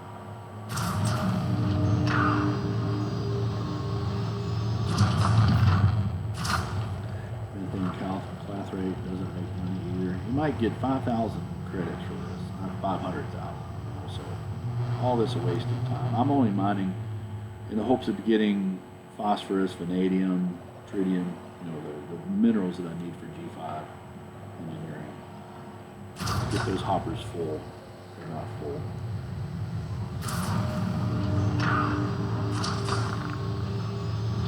So it's gonna be a long video. I'll have to edit it out later. Edit the dull, routine, not very interesting content. So 3 limpets out there take a long time to go pick up stuff. That's pretty far away from them. I'm gonna get the last 3 pieces here pretty soon. I try to keep, the nose above and keep the limpets below me so they don't have to go up and down above us and then down below us. And, just that kind of positional awareness kind of helps the limpets mine a little quicker. Keep them below you. Keep the ore they're mining and picking up below you. Keep your nose high. Or tritium. That's the refinery pumping through tritium. Picks it up. Remember, it had about 10% tritium. Anytime you have a mineral that's at 10%, you can load up maybe 1 or 2 tons of that. It used to be with a core mining, you're definitely going to get bigger chunks. So for every chunk you get, that's going to be a ton. So if there's 9 chunks of say, void opals in a void opal core, you break it open with your core mining tool, and it breaks apart into 9 or 10 chunks, then that's 10 tons. Those are big chunks, whereas these surface chunks here, they're small. The mining laser is tiny, so it takes a lot of them to fill up a hopper, and a hopper has to process through 10 or so of those before it gets 1 ton. So very inefficient mining in terms of the mining laser itself. So we're done. That's our prospector hanging out behind us, and our 2 collector limpets. All 3 of them are just waiting. We don't want to go backwards. And whoops. Get away from that. Get space. Cargo scoop retracted. Scoop. And I'm going to keep the little radar circle behind us, because that's telling us we're going away from the hotspot, because we wanted to stay in a straight line. And hit the end button to cycle through and get our phase array scanner again. Pulse wave analyzer. I call it phase array scanner, because it looks like a phase array radar. Nothing yellow showing up, so disappointing.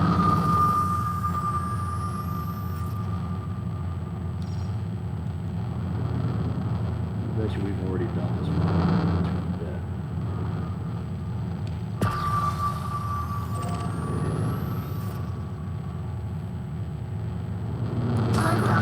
Fire prospector, as soon as we get close enough. It's starting to be boring, isn't it?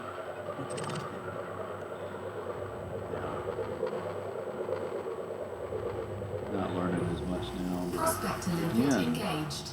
Low content. Ugly, ugly, ugly. Asteroid scan The complete. developer shouldn't do this to you. It's just a waste. There should be more yellows out there. In those yellows, there should be lots of minerals you're looking for.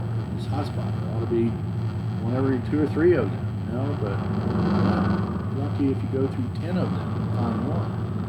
It's like, why? How do you do that? How do you make your gamers suffer? The problem is they're going to stop using your game. You're going to go to Star Citizen. You're going to not realize that in your own arrogance, frontier developer, and you're going to lose your customers because you're putting through this kind of horse crap of boring, you know, no reward for coming all this way. Why should I do that? Doing that to myself. I'm usually pretty patient. Even I get really bored when you expect a hotspot and it's not a hotspot. It's pure random. You know? Engaged. About it. Low content everywhere you go. Low content. Same old stuff. Hydrogen peroxide and water and oxygen. I don't think it, other than chronite or whatever that stupid thing is, I don't think we have that change. Check this one out.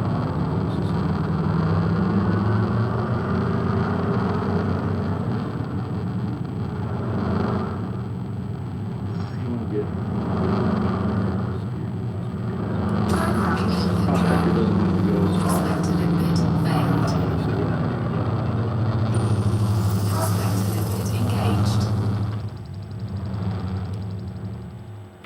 Asteroid scan complete. What was it? Garbage. Just garbage.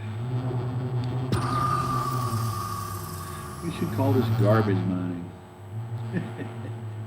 The new elite dangerous mining balance is now garbage mining.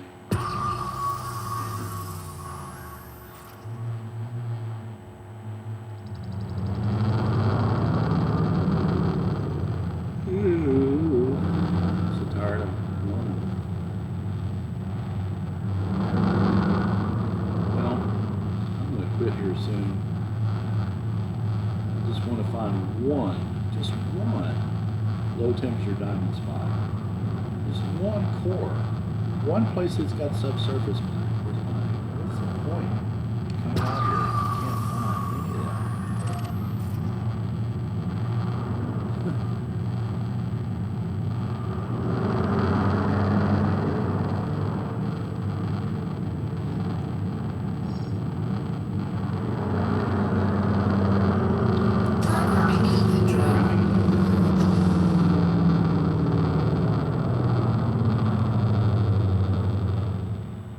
See how I fired it, but it didn't go out? That's because I was too fast. And the drone just can't get out in front. It just goes, oops, sorry. Prospector limpet engaged. Again, crap, nothing. Jump. Let's go to this one. Asteroid scan complete.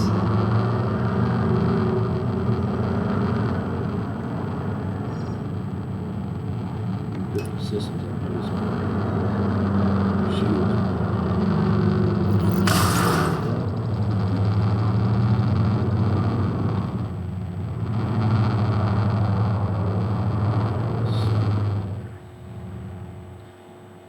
Programming limpet drone.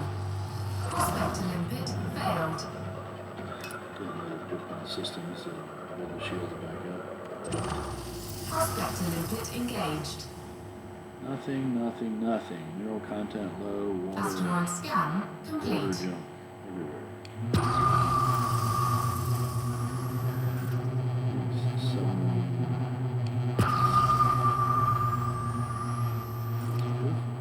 Just beautiful.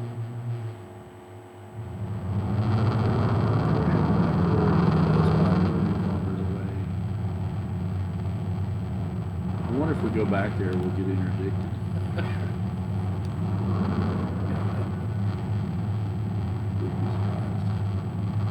I like to try to pick the oval ones, even if they don't pan out to be cores. They're supposed to be really bright. This one's like really bright.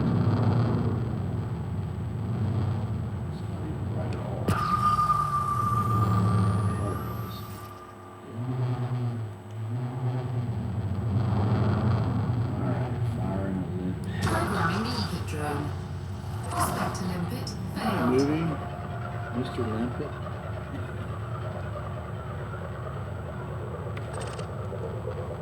Andy Griffith show actor. Barney Fife. Prospector limpet engaged. Collector 64. limpet expired. Asteroid scan complete. Asteroid scam. Asteroid scam is complete.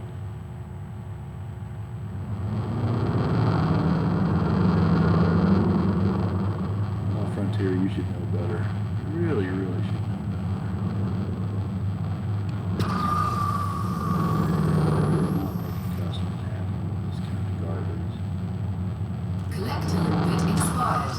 Programming limpet drone. Prospector limpet failed. Yes, sir.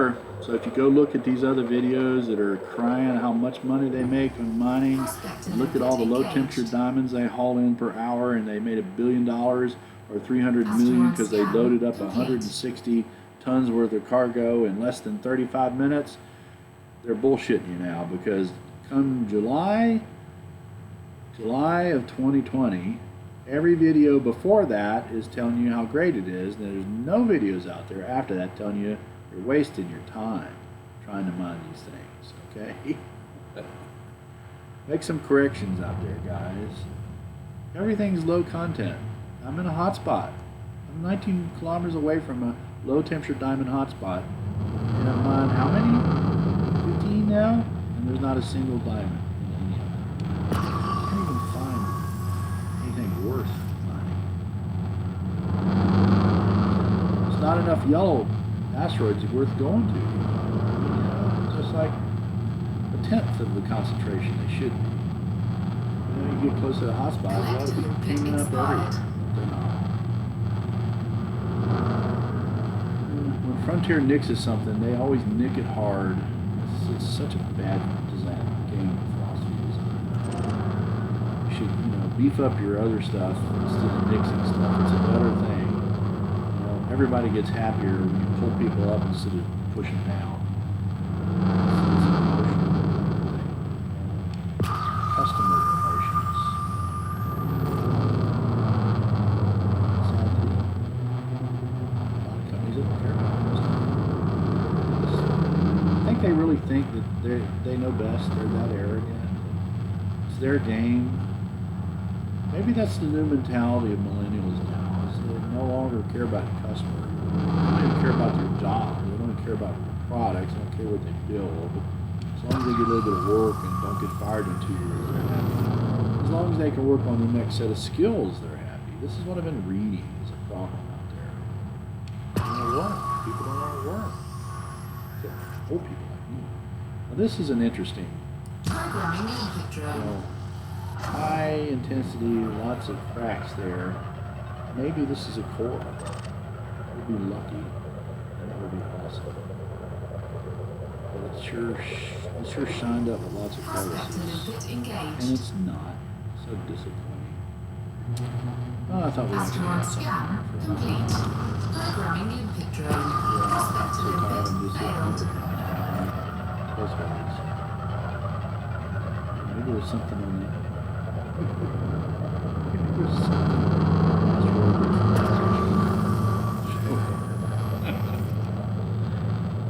That'll be the next random number generator. RNGesus, is that what they call it? Random number generator. Here we'll turn RNGesus.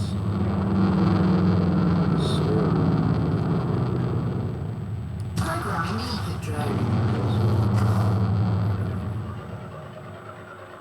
Target T. G for next. Prospector limpet engaged. You know, it's just one after the other. Waste your time, waste your time, waste your time. Waste your time. Asteroid scan complete. We're not just running over the same asteroids.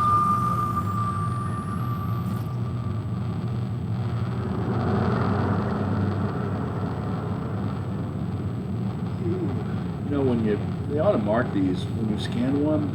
The developer should put a little indicator that this has been previously scanned, so you don't waste time. It should be some kind of a marker. This asteroid was already hit when I was flying. No! Too helpful. Again, this looks like a 4. Prospect limpet engaged. Oh, we got low temperature diamonds. It's not a core.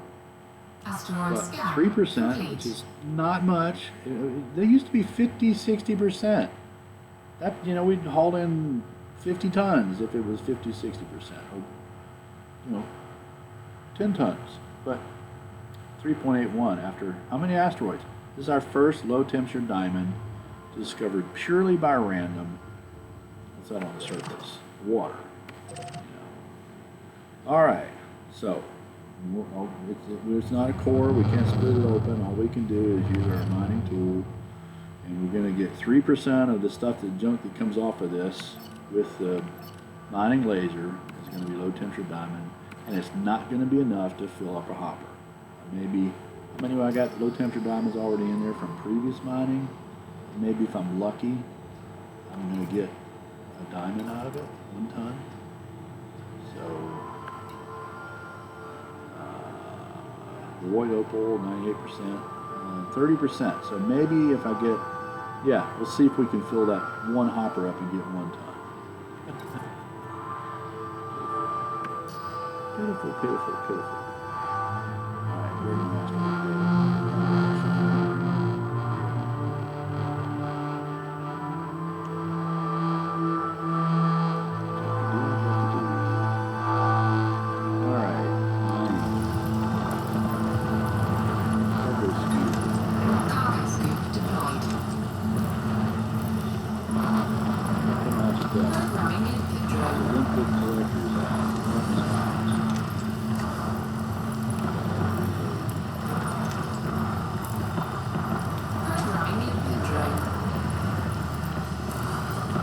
Two's in.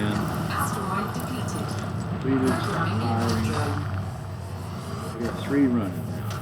Put our nose up so they can bring them all. And when they pick up a low temperature diamond and it makes it through their refinery, it will give you a little indicator that, hey, you got some good stuff in the hopper. A whole bunch of crap that doesn't sell, liquid oxygen in the hopper.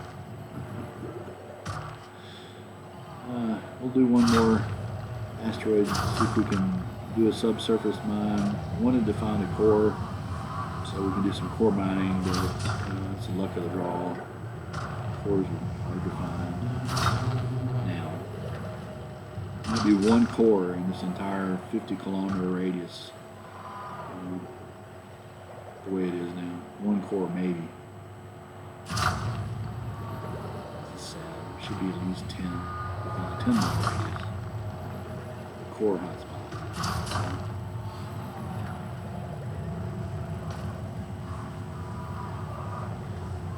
Need to recalibrate my joystick. It's got a tendency to drift right.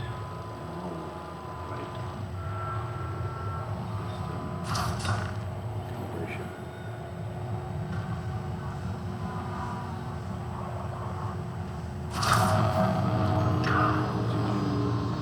I did get some carbon. I need some carbon.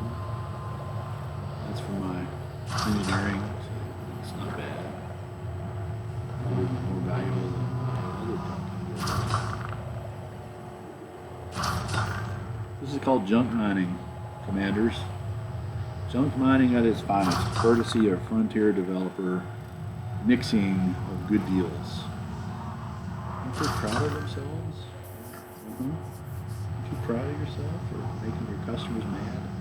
And it's been a common theme. Elite Dangerous has been a wonderful game, and it really isn't another game out there, in my opinion, other than Star Citizen, which is going to possibly rapidly eclipse it in terms of customer satisfaction.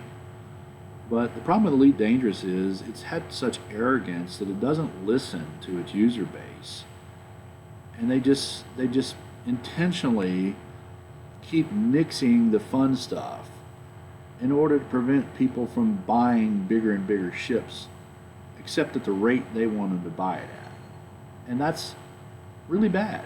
You know, there's a point at which people analyze this. I've got 2 books out where I've analyzed the tonnage and the rate of money making you make for every hour. And every game should, within 100 hours, you should have a lot of resources you need, but it's not like that with some games. And you'll spend, some games, they want you to spend 8 years in the game just, you know, getting to a point where you feel like you can do anything. Like, that's their money. And so it comes down to the senior people in Frontier, the CEOs and the accountants and the lawyers whose profits are lining their pockets while they pay low wages to everyone else. That's the sociopathic psychopathy of CEO and corporate boards, where the only thing that matters in this game design that comes down from the top is keep people playing the game as long as possible and keep profits up as maximum, as high as possible, even if you frustrate all your customers out there and you eventually drive them all away. You know, that's ludicrous philosophy. What happened to the concept that customers come to you when you do what you need to do to listen to them? And your game becomes popular because everybody's happy. What is wrong with that philosophy of your CEOs? They don't get that, do they? You know, they're not getting it. And I'm starting to agree with Yamix, who was the first person to start, you know, getting really negative about Elite Dangerous and how stupid this leadership was going. We blame the developers, but it's really the marketing leadership that you need to blame for the crap that happens to you as a customer, why you're not happy with the game, because they're not listening to you. And they're young CEOs, they're not listening to you. Not that that matters, but I just think the younger generation doesn't care. They're too selfish and self-centered and all the other stuff we've seen about how that the last 2 generations has grown up with high expectations and no desire to work. And this basic concept that, you know, I'm special, I deserve special treatment, I'm easily offended, it's all about me, and I'm not happy, therefore you need to make me happy because you're evil. And the reality is, you just need to work hard and build your skills up and be motivated to listen to what your customers want. And they'll pay you money if you do that. They'll buy your game. They'll invest in your game. And it's sad, you know, I've been maintaining loyalty to this game because I can see that it has so much potential to be fun and a wide variety of experiences. But it can be very frustrating when it comes to getting resources and the grinding strategy. You know, this psycho-sociopathic mentality of grinding, you know, makes all games evil because it's equated with making money. So sad.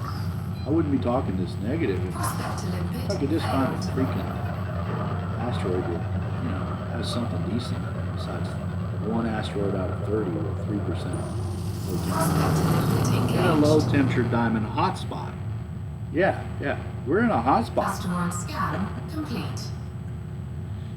Garbage. Nothing.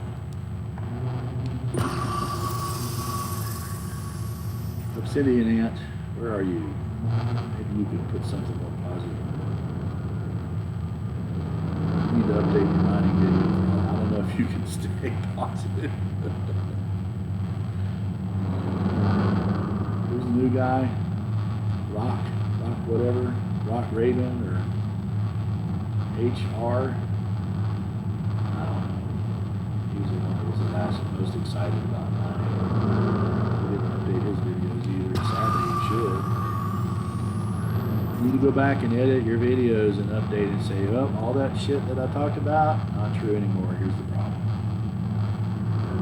Programming drone. Far from too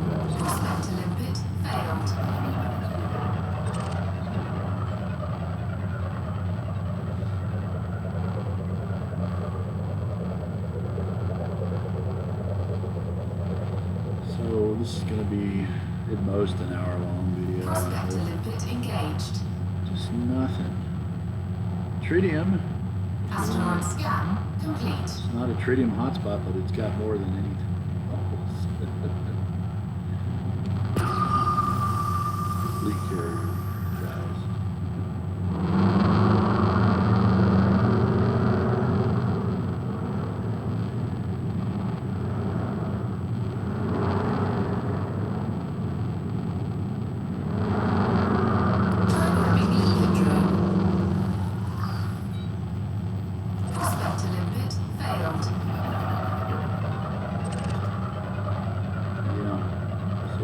Can't really talk.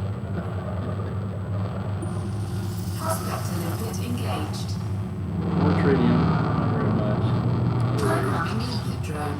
Asteroid scan complete. Prospect limpet failed.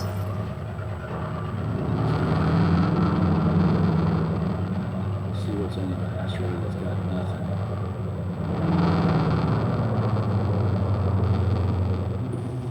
Prospect limpet engaged. It would crack me up if it had low temperature on it. Asteroid scan complete.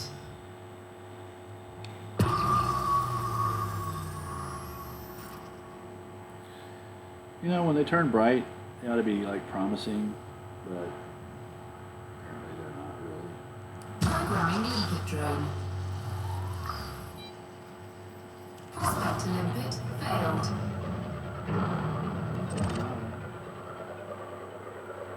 What does that mean? What does that even mean? Yada, yada, yada. Prospect limpet engaged. Is that the vampire thing? Yada, yada, yada. Where'd that come from? Asteroid scan complete. Crystals. Nothing good. Nothing good.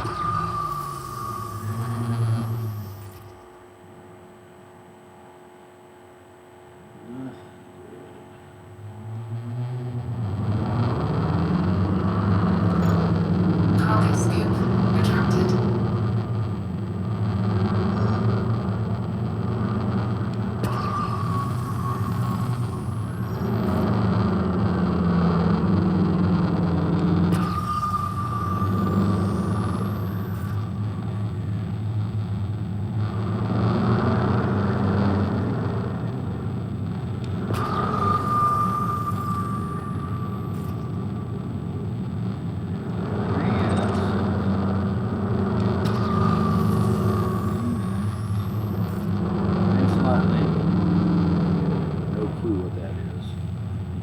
Programming limpet drone.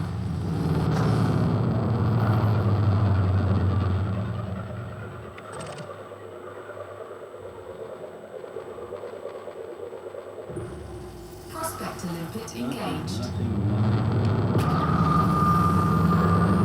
Trying to rapidly go through stuff here in a desperate Asteroid attempt to scan get some complete. decent, reasonable. Programming limpet drone.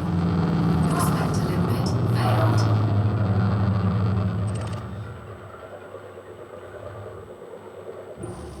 Prospect limpet engaged. Nothing again.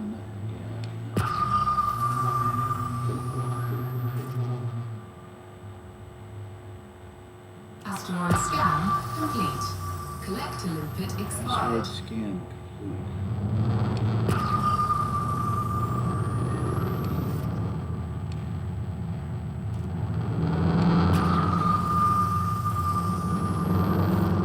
Collector limpet expired.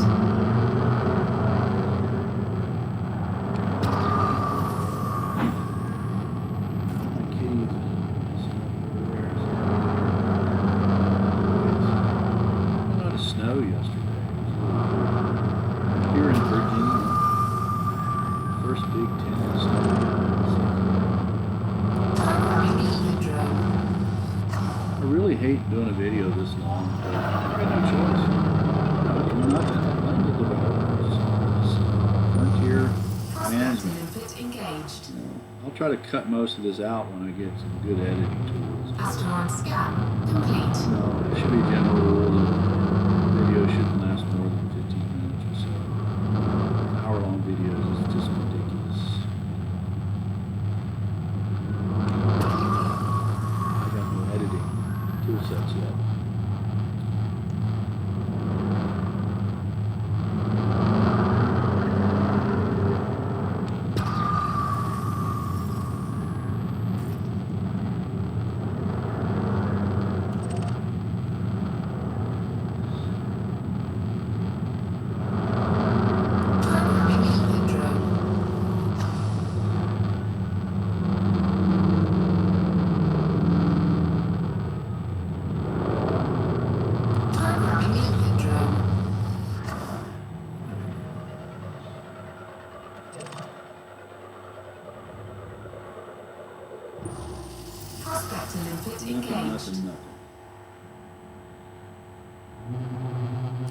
scan complete.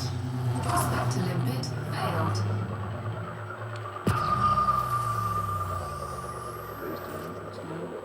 So tired of getting remote control.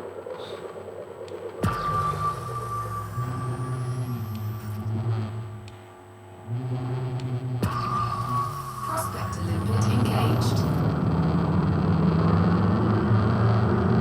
Asteroid scan complete.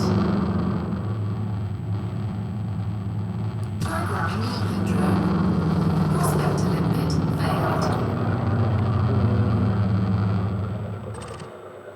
Alright, I gotta take a break. Prospect limpet engaged. Okay, commanders, I'm gonna take a break. And if I can cut this part out, Asteroid scan complete. pee. So sad.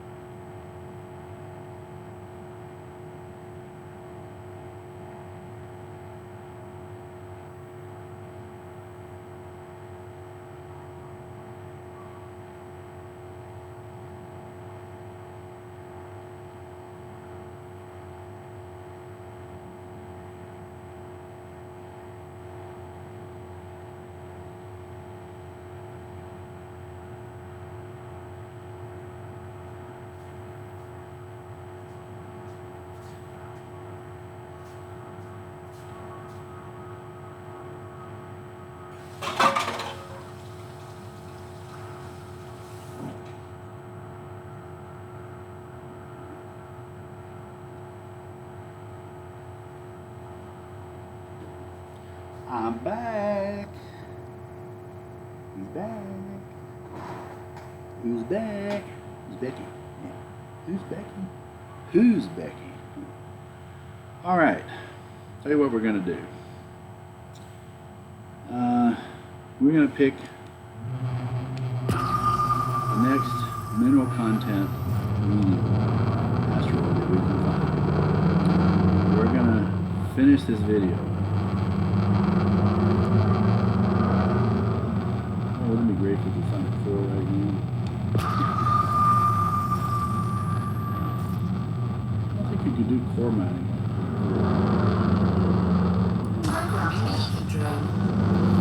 You can do a subsurface one.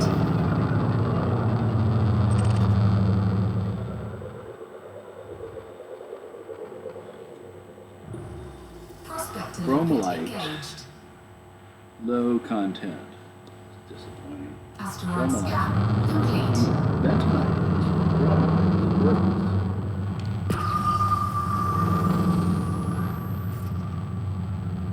Wherefore art thou, Romeomeoli?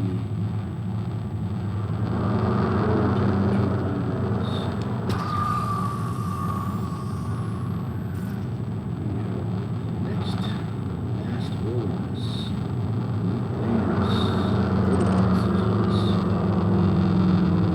Programming limpet drone.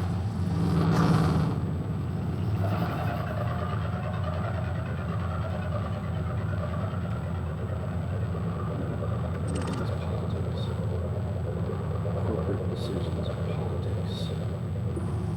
Prospect limpet engaged. Scratch my back, I'll scratch yours. Make me wealthy, I'll make you wealthy. We don't care about customers. Asteroid scan complete. Programming limpet drone. It'd be nice to have non-fungible tokens where I could be making money doing this. You know? Real money. Yeah, all this time Programming limpet drone. real solution for us poor people out of work that can't get jobs because HR managers are too known and they scare them because our resumes are too complex. Asteroid Tritium. scan complete. 25%. don't see anything on the surface. What is that? Is that one surface? Liquid oxygen. That's subsurface. Man, you're kidding me. Liquid hydrogen, hydroxide, lithium hydroxide. 3 things.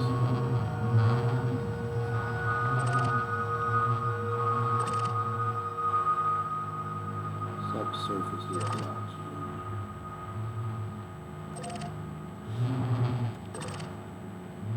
Mineral contents low.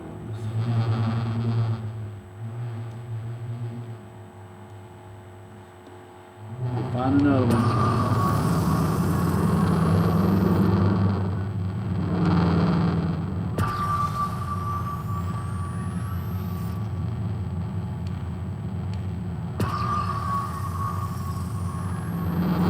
Well, when they break something, they break it big, don't they?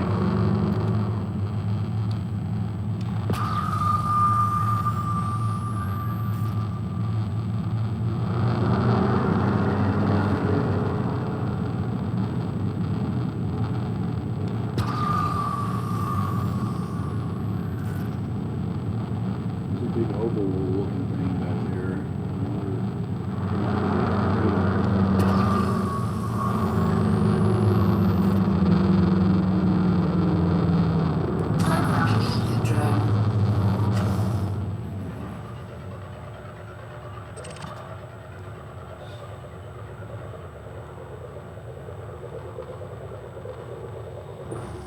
Prospect limpet engaged. Nothing. Mineral content low. It's just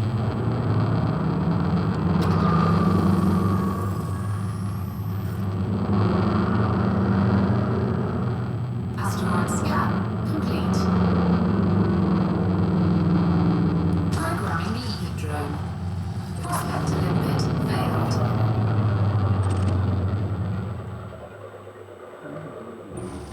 Prospect limpet engaged. nothing. It's just unbelievably frustrating. Unbelievable. Asteroid scan complete.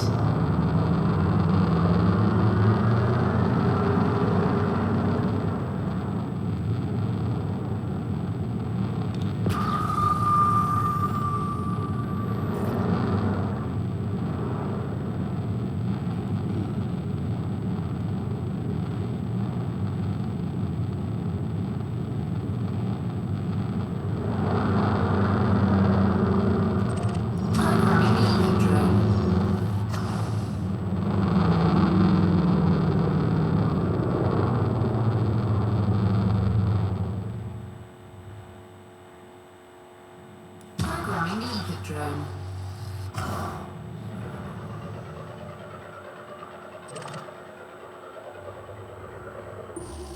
Prospect limpet Core. engaged. Wow.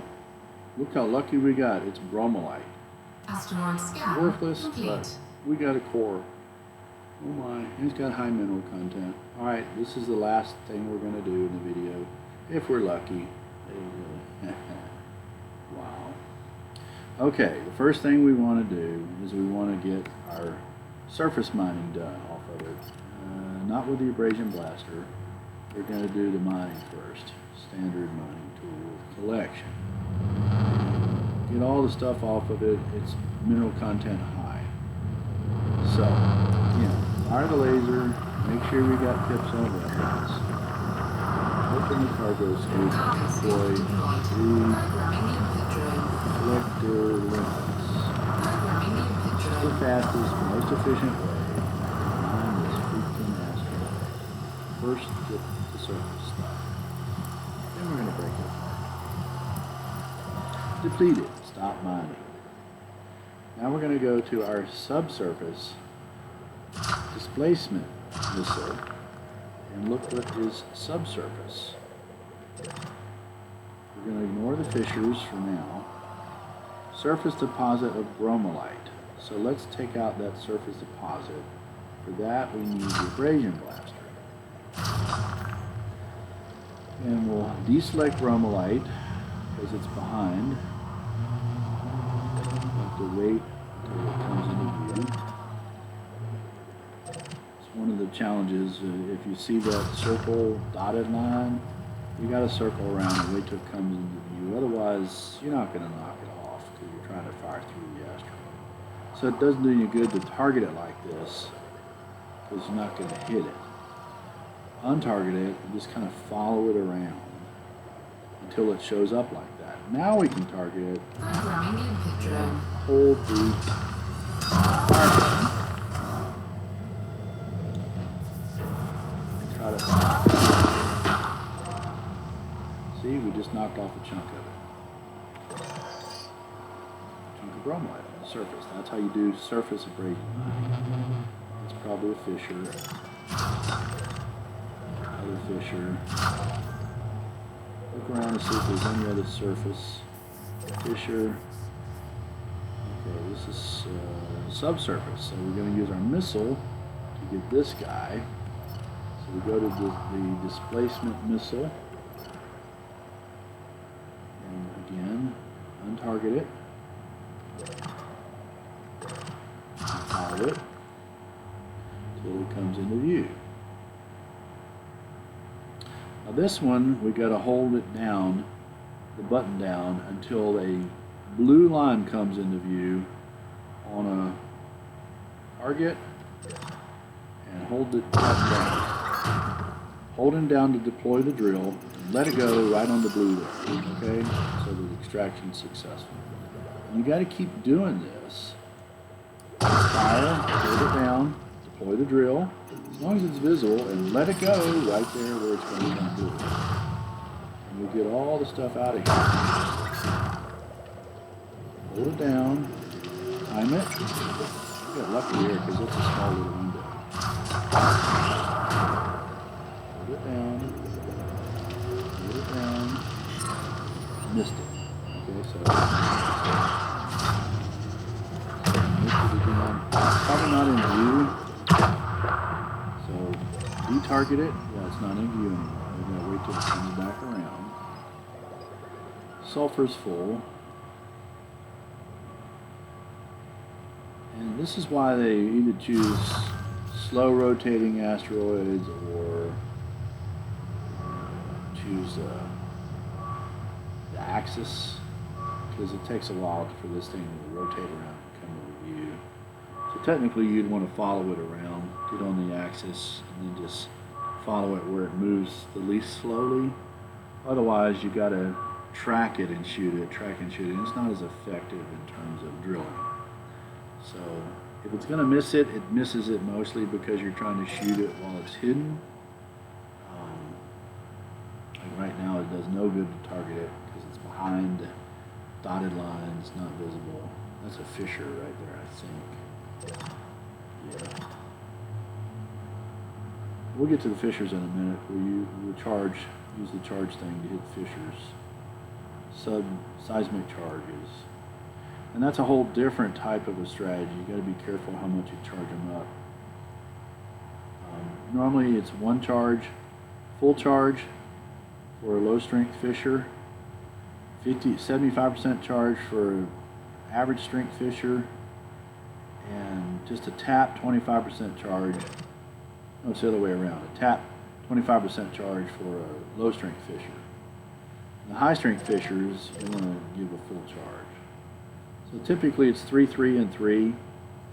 2 low strength charges and 1 medium is typically what people want to use. So now this is visible, okay, and so we can mine this with the displacement missile. Hold it down. That's a miss. It didn't target it. Now it's targeted. Hold it down. Deploy the drill. Release it now. Oh, that was a miss. Hold it down. There we go. And these are big chunks, also fairly big chunks. Invisible again. Problem is this methane clatrate, which makes almost nothing. 5,000 to 10,000 maximum, depending on where you go to sell it. But hey, we're doing a demo video. Pretend these are low temperature diamonds.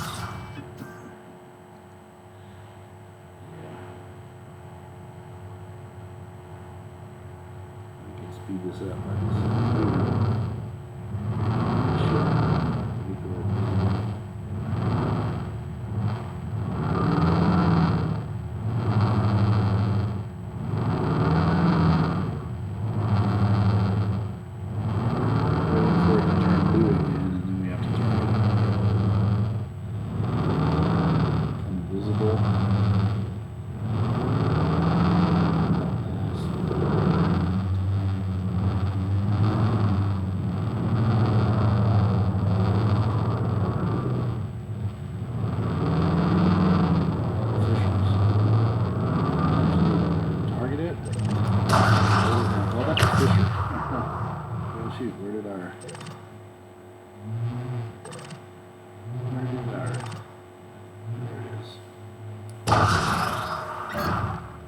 Hold the drill down. Get the last of it.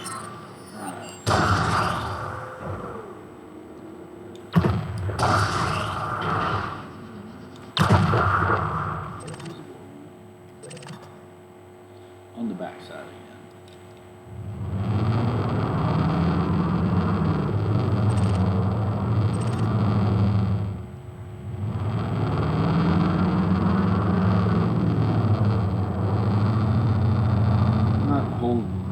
These things are usually placed for some reason where there's not a large window of opportunity.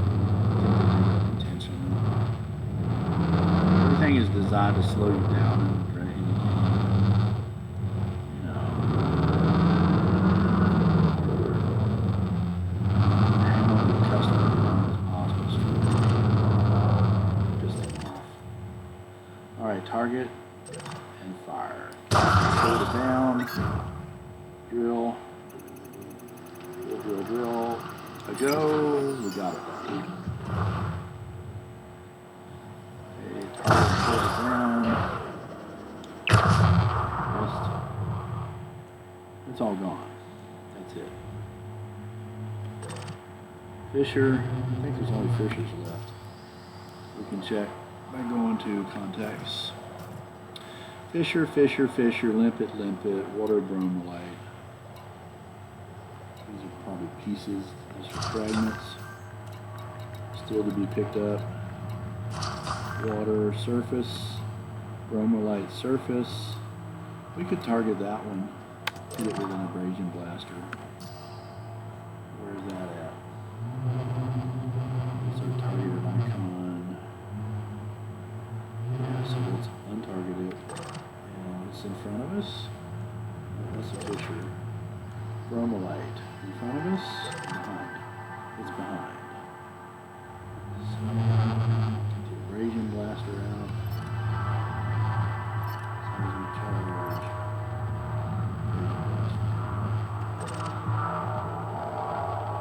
Water is a surface. We'll take it off the surface.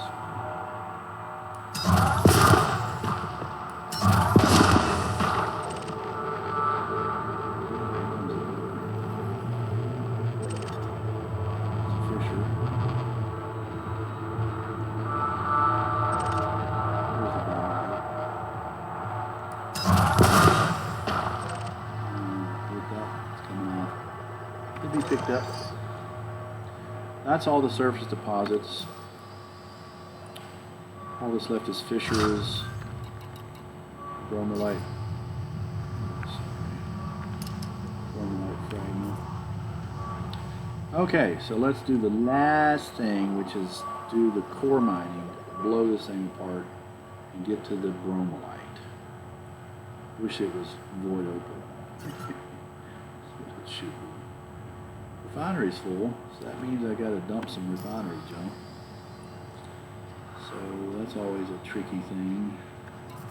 Go to the inventory and get rid of one of the refinery things that's got extra stuff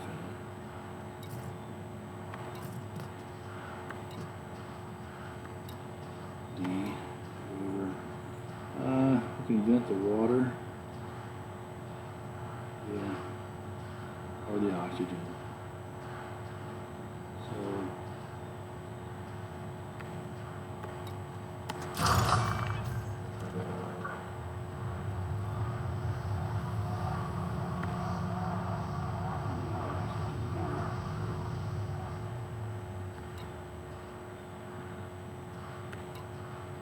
yeah, just dump the oxygen.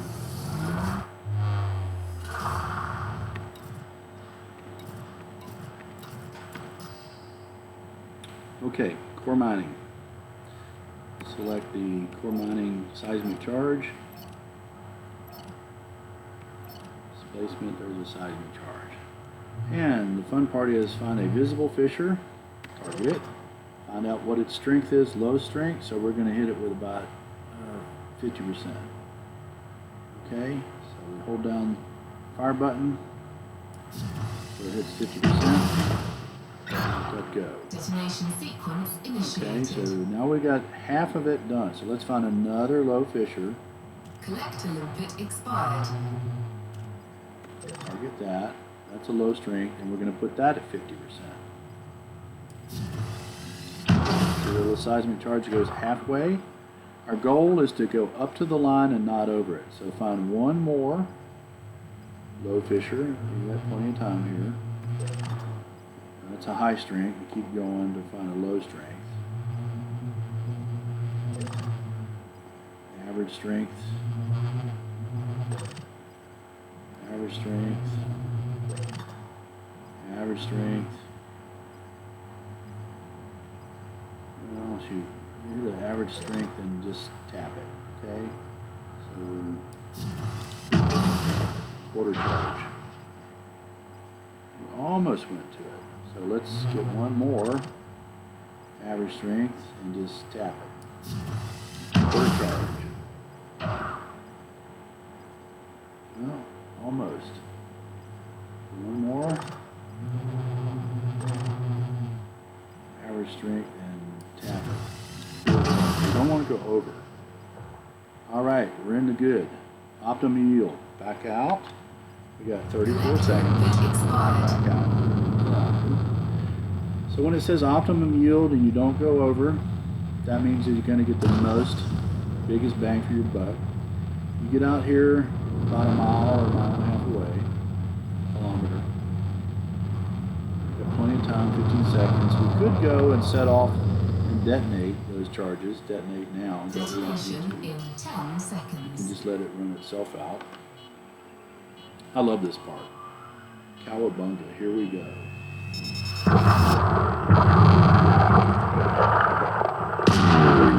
Successful.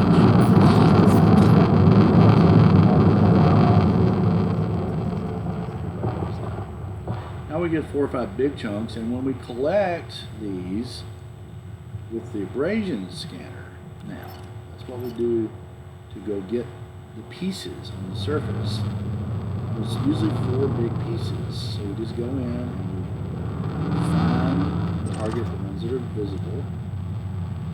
When we're in range, we send our little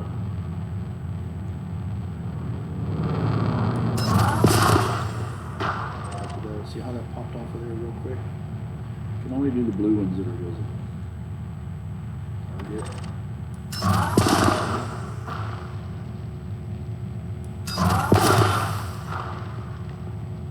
Shoot. You better shoot. There we go. That came off. So we're looking for the visible ones. The ones that have blue. Notice how our windscreen's all fogged up. It's because we're in foggy air. All that dust.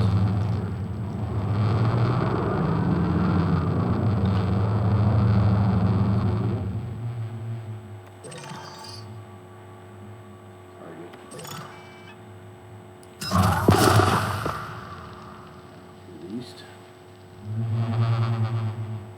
We got 13 of these to get off here. Over on the other side. There's one that's visible.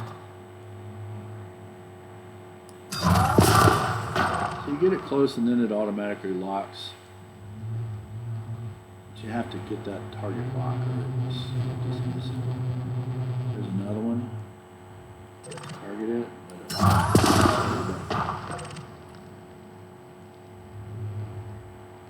And Programming input the drone. controller link it out there. Pick up all the pieces.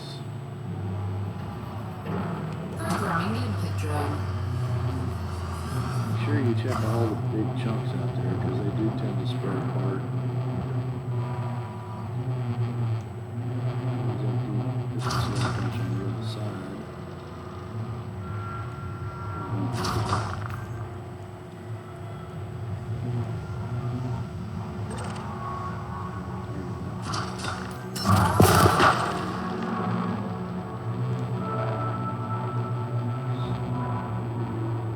This is how you core mine. And if we were a lucky person, these would all be void opals, and we could make maybe 500,000 for every ton. And since we had 13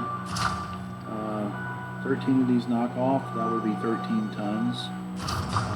$6 million basically, which is, that's for your hours. So you're not even getting close to, to combat rates. So it's still pretty sad.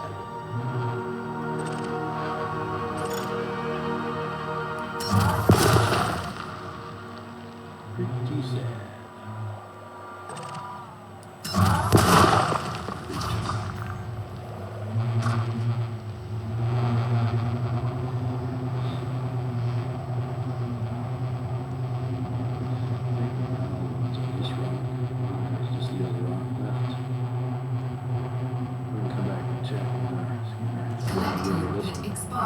Might be able to hit it from this far.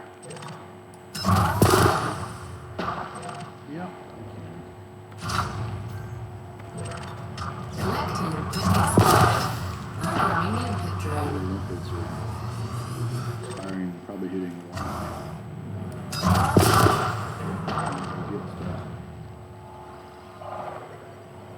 Alright, let's see. It should be everything. So, now we're going to fight pirates for just a mealy little cargo. Doesn't make any money. We'll get interdicted maybe once, maybe twice on the way home. And you just, with your Python, it's pretty easy. Beat them during the interdiction valve for the vector. You don't want to submit, because you got no weapons, and they usually have some kind of a NPC type pirate ship, Lance or crate or whatever. Can chew you up pretty quickly if you resist. So the only other option is if you do happen to resist, pop out a super cruise, and you don't run. Your only option is to dump whatever amount of cargo they ask you to dump. Do that within 10 seconds or so, or they start shooting at you anyway. Fortunately, with a Python, it's got good engines, 5G rated engines, so you can usually outrun them. I don't think there's anything else out there, and this is a confirmation of that. It's just bromellite chips that are fragments, deposit fragment, deposit fragment. So I'm looking each time I select one of these. It's a fragment that's being deposited. Collector input expired. Gotta get some more collector limpets out there. Programming input drone. Programming input drone. And so we're pretty much done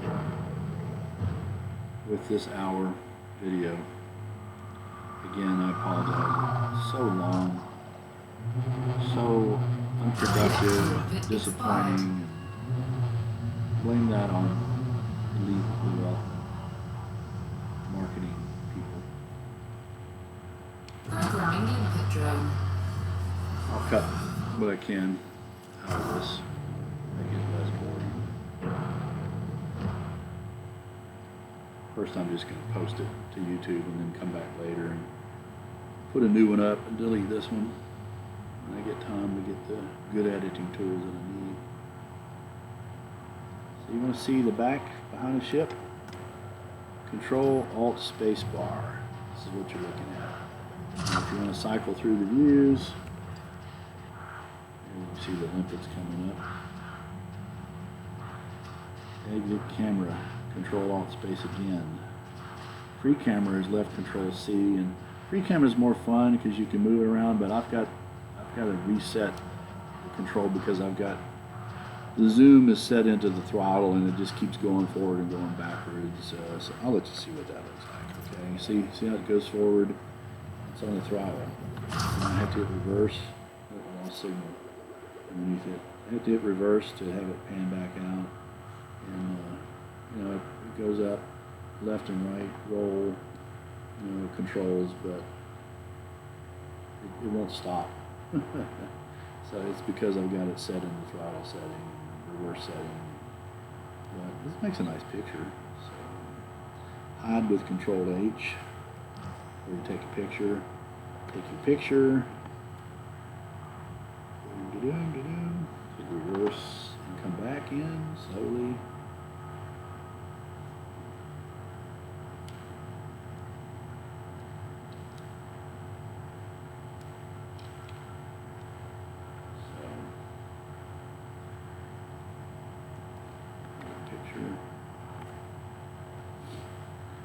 So I'd like to get good as Obsidian Ant and how he films pan left, pan right. All the typical panning techniques you would use for drone filming. You know, and cinematic rules. Don't ever sit there and just roam around and look at stuff and shoot. You pan one, you pan in, you zoom out. You take that video. That's what he does.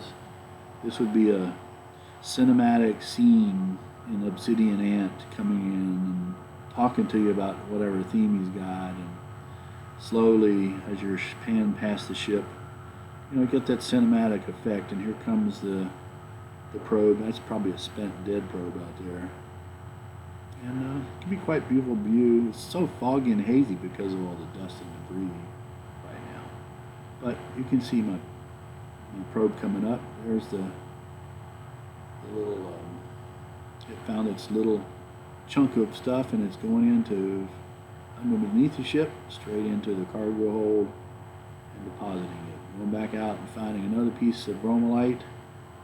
And there's still a bunch of chunks out there. And of course, then we can go back the other way if we were shooting video, which we are. This is video. And I could capture this and redub it and do an Obsidian Ant kind of a theme. He's actually, in my opinion, one of the better cinematic photographer content generators. I really like a lot of his scene because he likes exploring, and he certainly has the cinematic rules down. You can pan forward, you can pan back, you can pan in one direction to the left or one direction to the right. You know, very, very limited set of rules. Makes the best stable looking platform. You don't want to move anything else. Just kind of slowly drift along and give that peaceful, beautiful view of the world out there. When we go land on the planet and do the same thing. Scan in, scan out toward the sun. Get some really beautiful views. So I need to think about whether I want to keep this on thrust or not, or on some other button like a zoom button.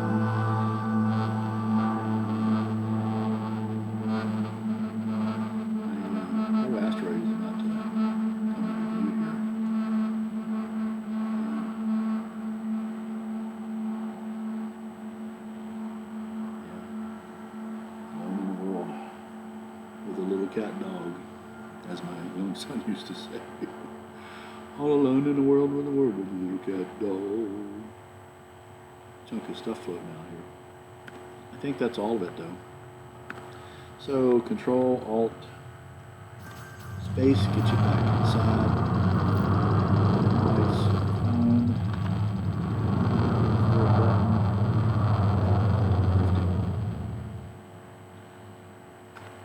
Check on nope, everything's been gone in the contacts. It's all been picked up. No transactions, no penalties, no pirates. So we're ready to go home. Okay, you guys ready to go home? I'm ready. So, Control G, Galaxy. Go back to Diaguandry.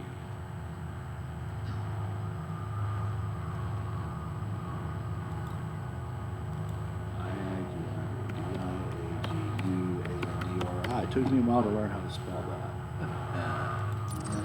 Of course, it's quite a few jumps away. There's 10, if I remember as it was before. And we want to zoom out. I don't know why the X and Z are reversed here as they are in the scanner, but yep, there's a fuel star there about halfway. So we can potentially make it on our jump series as long as we catch that last star. Exit. Check the number of jumps. As long as we're in here, yeah, 11 jumps, same one to come out here. So at least half of the stars are going to be refuelable just like they were before. Pretty much the same. And the last thing we need to do, look at the hotspots. Bromellite hotspot, tritium hotspot. I don't trust those low temperature diamond hotspots anymore. What kind of hotspot we got here? Alexandrite. Some void opal. That actually might be worth checking out, but we can't go there now because we'd be shot by NPC. They would really harass us as soon as we left this space and entered a new space. So, not an option. The last thing I typically do is I check my inventory just to see what I've got and what I would want to dump if I get interdicted. So it's not the hopper, it's what's in the cargo. And we can't dump lipids. Bromellite is, we got 14 tons of that. If that was void opals, we'd make 14 million. Maybe 14 million? No, probably 7 million. And that would be 7 million in an hour. So none of this is worth an hour logging money. It's not the same money-making strategy that it used to be before July 2020. You really gotta hate the development process for balancing when it's not really balancing, it's destroying. They go from balance to destruction. It's like bang bang, one extreme to the other, instead of finding that in the middle is right where keep people happy. We all get wealthy together would be far better for the game.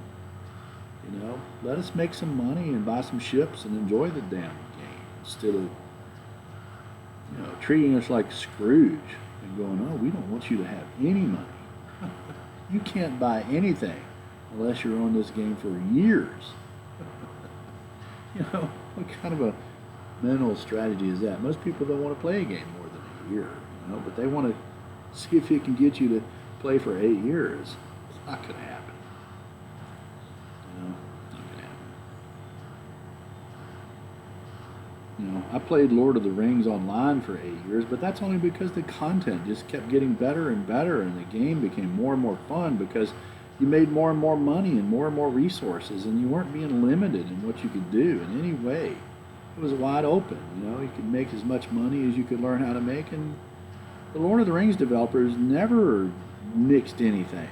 If they found something that was making money, and they let people keep doing it because it made them happy. Why this particular development group thinks the way it does is beyond me. And again, it's not the developers, it's not the software engineers, it's the managers. The key senior young millennial 30 to 40-year-old people at the top. I don't know them personally, but I almost bet you that's their mentality. They don't care, they're spoiled. They're just a generation of spoiled people that make bad business decisions and bad work decisions as a group. As individuals, you'll find quality people, but as a group, it's pitiful, pitiful, pitiful. All right, so we checked the inventory, and again, if we wanted to get rid of something, we'd have to go into this, hit the D button, go into liquid oxygen, let's say we're going to dump that, and click on it, and then it go, okay, jettison or abandon.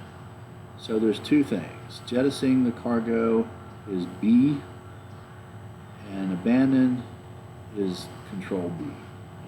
Well, actually, abandon control B is delete all. So I would select this and hit control B, or B, the B button, jettisons. So I'm not going to do that now. Sell it for a little bit we have. There's one. Time to go. Okay, let's go see if we can get home without being interdicted. Point our nose through the asteroid belt here. See if we can see some clear stuff out there.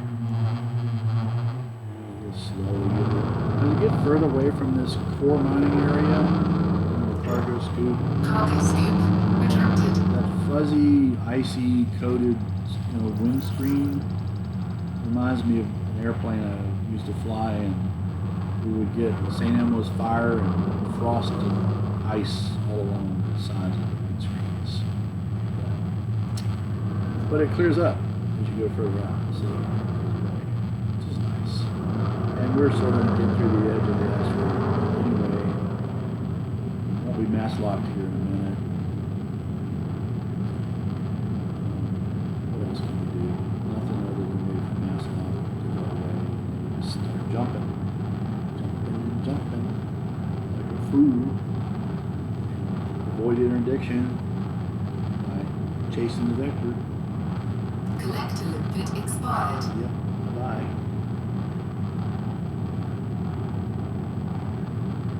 Put our hard points away.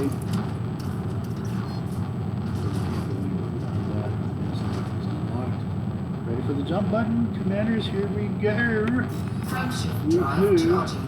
Time to go sell and make our $1 million at bet. We won't even make $1 million. Maybe something on the tree. At least now you know how to core mine and surface mine. That's probably the only good thing out of this video.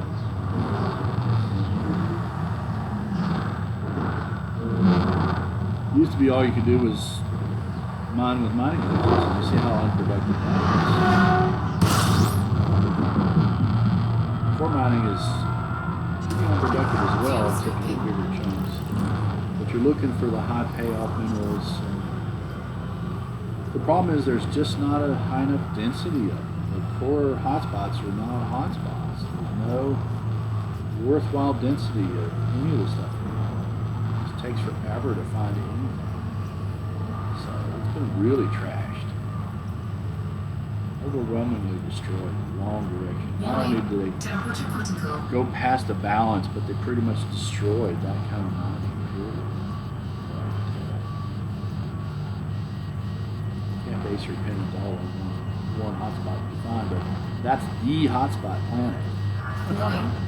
Everybody's supposed to go see. Complete.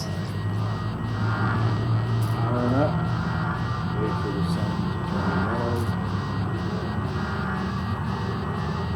Or heat sink if we have to, but we're not going to have to because as it gets yellow, it rapidly cools off.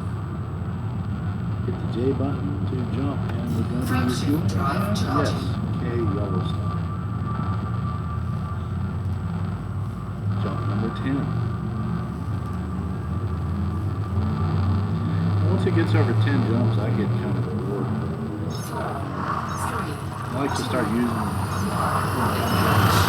engineered frame shift drives that get you close to 30 or 40 or even 60 layers.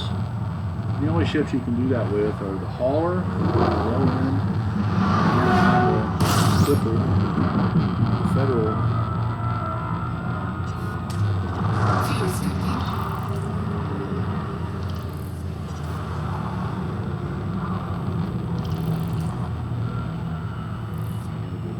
Kitty, here I'm tearing stuff up.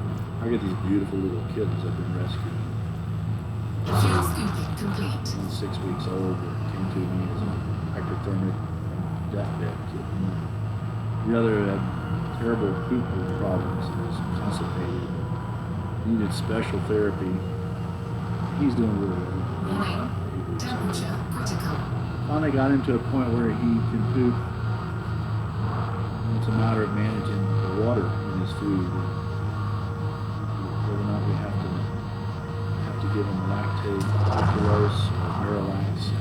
He's off of that now, which is what I want. He's pretty much pooping periodically as much as he needs to.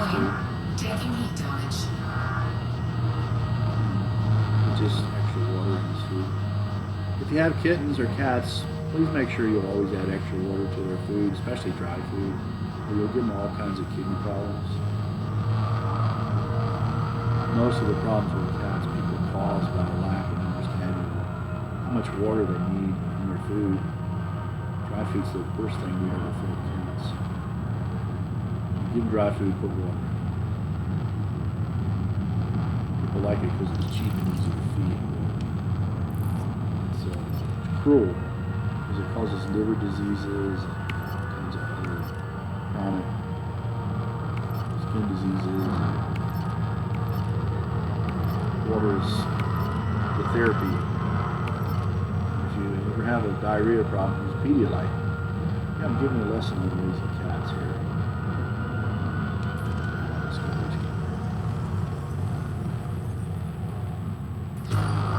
Don't get cats unless you really love them. Don't get any unless you really love them.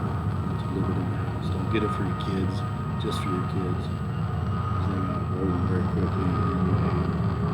If you don't love those pets, don't buy them. If you don't deeply love them,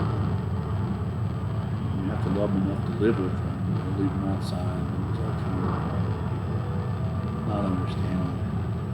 Frameshift drive charging. T-Towery, I'm not going to refuel this next one.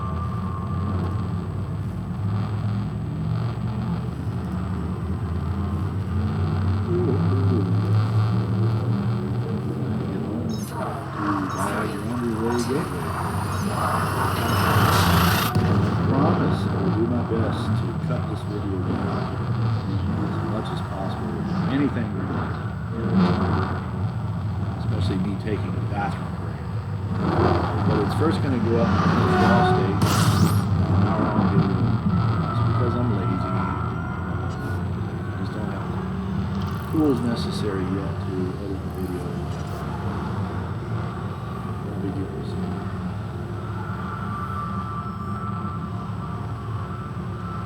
It's tire stuff. As quick as we can. Until it turns yellow and jump. Frameshift drive charging. Go to a G-star so we can refuel here. I think that's our last star. Jump 8. Last star.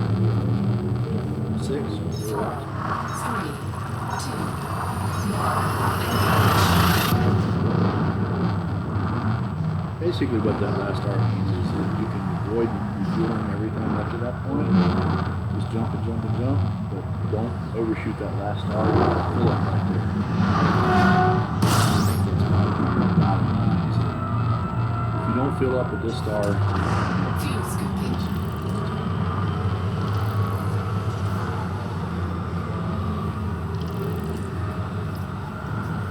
hey, you're calling the fuel rats. Their motto, we got gas, you don't. Question? And you know about the hull seals too. They repair your hull if you get into combat, get destroyed, left adrift out there with no one. All the hull seals, like Navy seals, can repair your hull.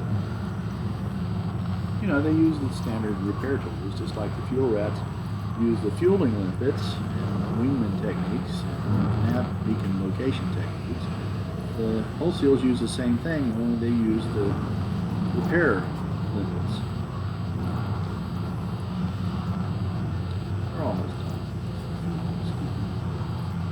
Warning. Temperature critical. Fuel scooping Don't complete. need to panic over that. We still have a heat sink left if we absolutely need it. And you do know heat sink is when you want to want to smuggle illegal cargo that you found out in space You want to smuggle it into a Starship. You basically approach in that 7-mile limit, and you go from 7 miles in to about 100 miles an hour. You don't want to break the speed limit. Just before you get within range, before they scan you, don't let them scan you, you want to close down your heat vents, which is the delete button running in stealth mode, which is minimum heat signature. The problem is you're going to get that overheat just like you saw, and the only way to avoid that is just about the time you approach the surface or the station, you get to the slot, your overheat thing's going to be going off and sparks are flying, and you just pop a heat sink and all that goes away. You just slide through the slot undetected because you got no signature, so they never scan you. That's the smuggling technique when you find illegal cargo. And once you're in the station, of course, you just go back to normal vents, open up all the heat vents, and go to the black market trader and trade all your illegal cargo.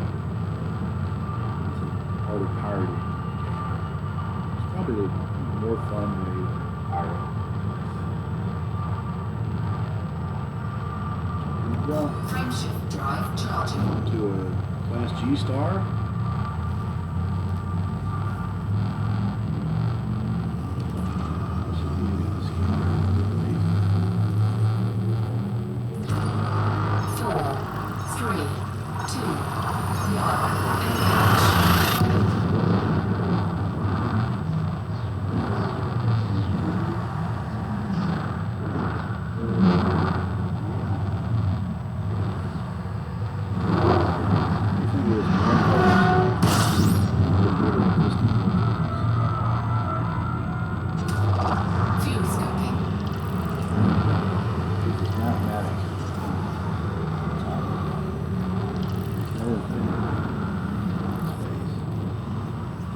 Nothing's infinitely large, nothing's zero. Unless it's just not there.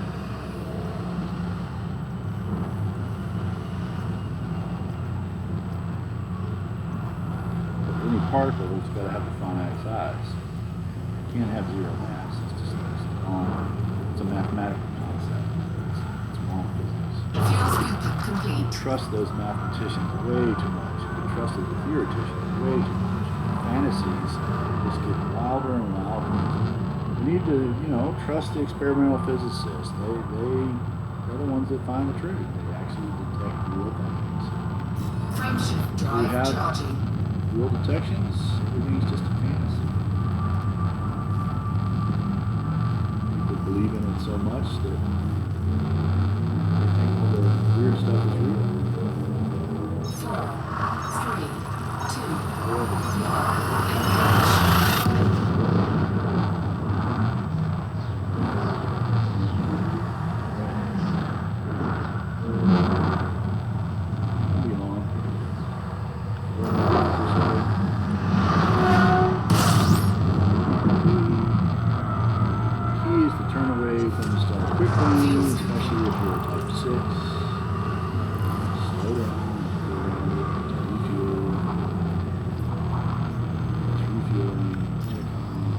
jumps we got there, 5 jumps.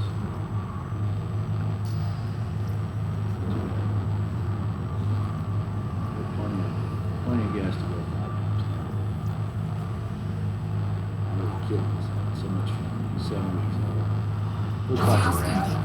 Big furry, mean queen daddy.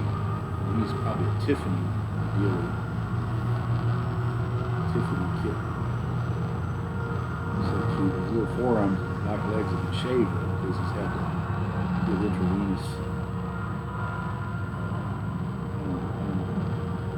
anesthesia while they went in and extracted weeks and weeks of constipated food. And when he was a kitten, lost at the barn, lived at the barn. It was terrible disease of constipation and no water.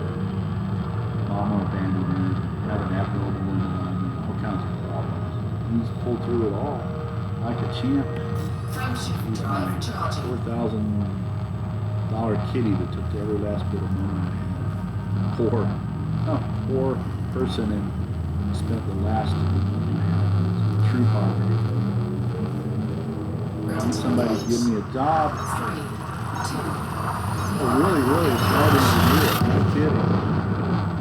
I used to work on the space shuttle. I used to be a military pilot. I used to be a really good, and still am, good software and hardware developer. You're telling me you hire me because you hate people like me, my age? Fuel scooping. Generation. What generation?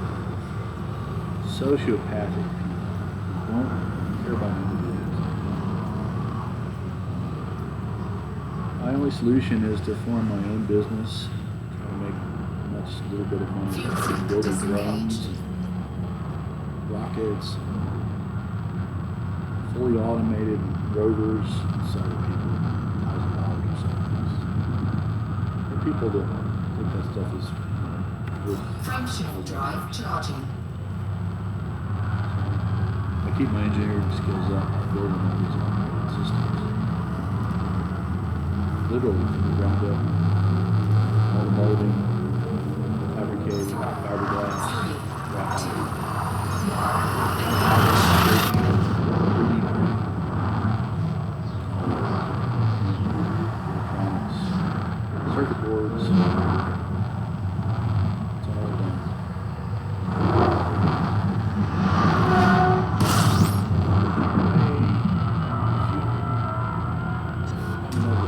Fuel scooping.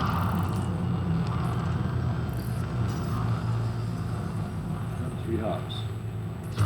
System scan complete. So we should be making, I guess we have one more star that's going to have no refueling. This is probably our last jump star here. So last star. Jenny Hugh.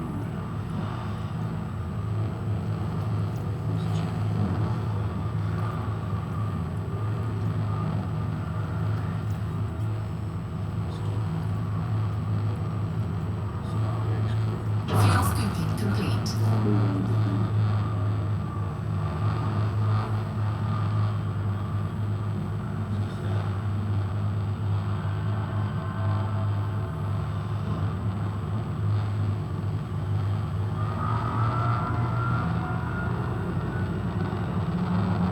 Frameshift drive charging.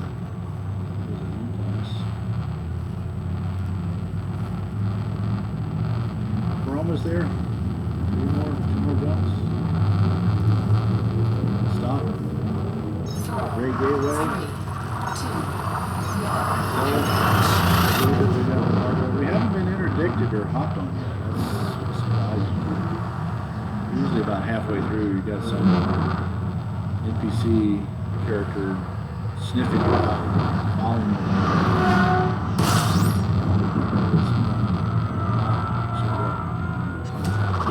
Fuel scooping.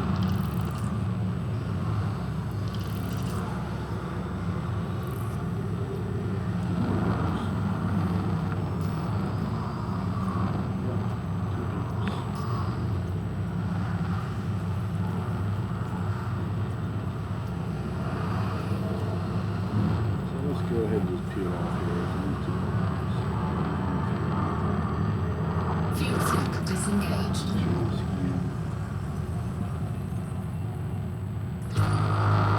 Frameshift drive charging. Start passing on.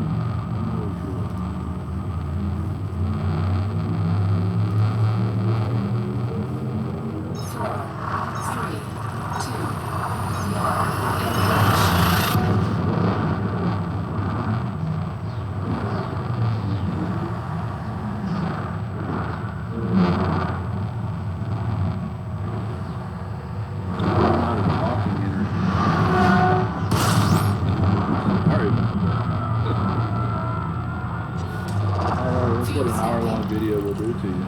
I don't want it to be an hour long. But it's taken an hour just to get the necessary stuff done. Finding core and subsurface materials that are, halfway worth. All right, let's head back last jump. Fuel scoop disengaged. The moon is yellow. The sun is yellow. The System earth is scan round. complete.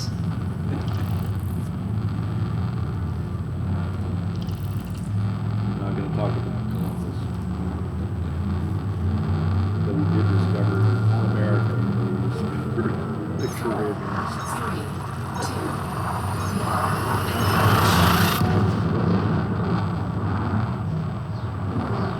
The big unknown is the Masons.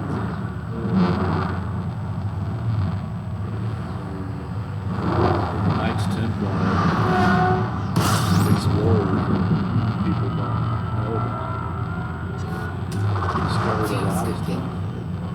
And then there's the early history of man, 10,000, 15,000 years ago, and how the DNA spread across the planet. So, yeah, there is no multiracial planet. In reality, we all came from the same source. It's just adapted to conditions of living, heat and snow, because there are slight genetic changes. The human is, Homo sapiens was Fuel scoop disengaged. 15 to 20,000 years ago, although a good portion of the European people that came here died. North America, they were here 5,000 years ago. Actually, there's a gap between 12,000 and 11,000 years, 5,000 years, where everything became a desert, a cold desert. There's no evidence of what's known as Clovis man that came from France. So the first people in America were French. French Homo sapiens, the French caves, and they died, supposedly from an airburst asteroid that caused the atmosphere to cool down, the ocean to cool down, glaciers to melt over there, turn the salt water into fresh water. All those younger dryas types of phenomena are out there as scientific papers, but nobody really understands. Everybody fights over the last 100 years of history, or 1610 history, instead of understanding 5,000 BC. They were the first people to disappear. Okay, let's go to Ray Gateway. Target. Dock. Tab 1. Go toward the dot.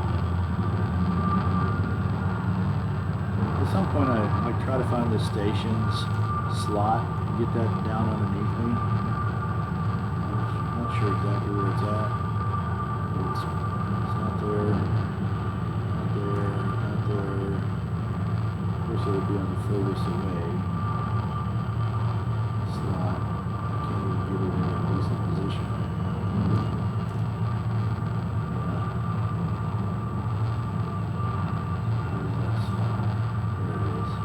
So here's the challenge. If we're going away, it's away from us, so it's on the other side. The slot is on the other side of the direction.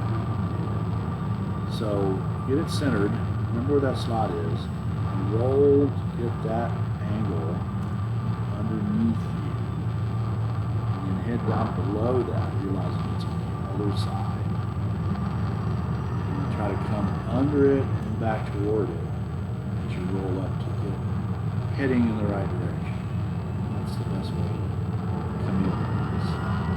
When you get to about 10 away, hit joystick 6, 10 seconds away, which goes to 75% throttle. It'll automatically slow down, unless you're using the Super Cruise Assist module, in which it'll do it for you. But the general technique is when you get close enough to 12 to 10 seconds away, get it to 75% throttle. Notice how we're coming down and underneath it? That's going to try to get that slot.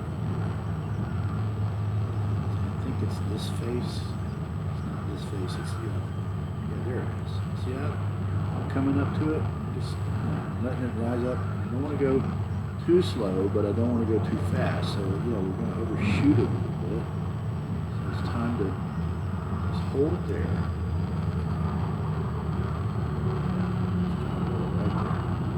That way we're facing the slot when we come out of space. Super cruise. That'll happen when those distance and speed bars get into the blue zone. And if you get a little bit above, just dump the nose below, and pull it back toward. And of course we're going to have gravity slow us down. Remember I told you that slot's facing toward the planet most of the time. This makes it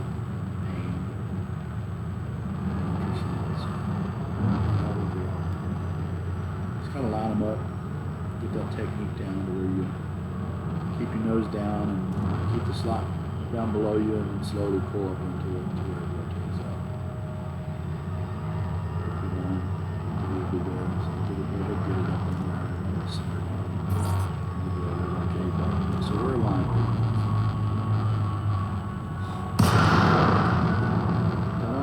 Slot's invisible. I use my thrusters up and down. During the top half button, I'm just going to thrust straight down.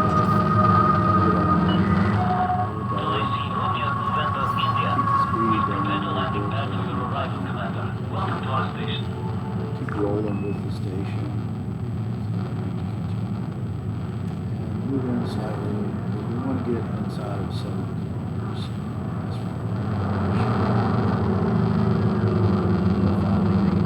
It's too far away to actually see. So go to panel 1, tab over to E to contacts, drop down to D, and hit the space bar to request docking. It's a very quick procedure. They request it and brand it. Look at the blue bar, and it tells you the landing pad, what, 18? Now, we want to get green on the right. And that's that ship coming up next to us. Make sure we're not going up 100 kilometers per hour. We will get a fine if we hit 96. So just slowly, it's my turn to go in now. Looks like he's still next to me.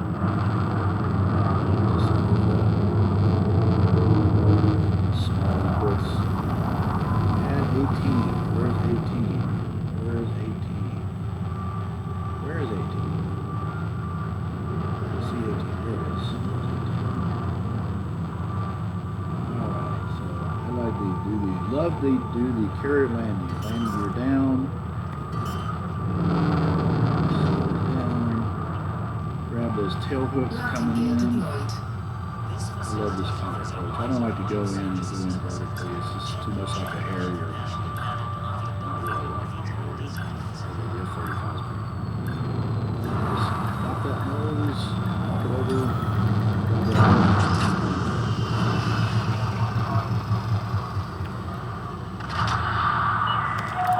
Touchdown confirmed. Command system shut down. Welcome, Commander.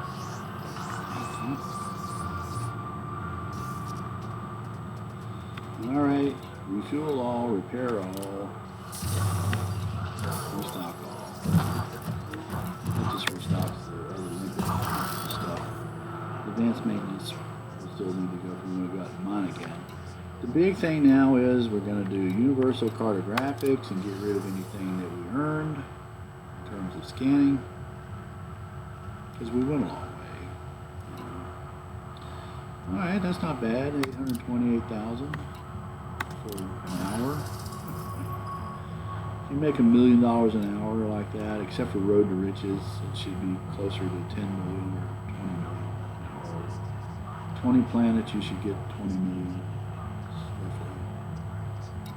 That makes that worse than the last time I did it a week or 2 ago.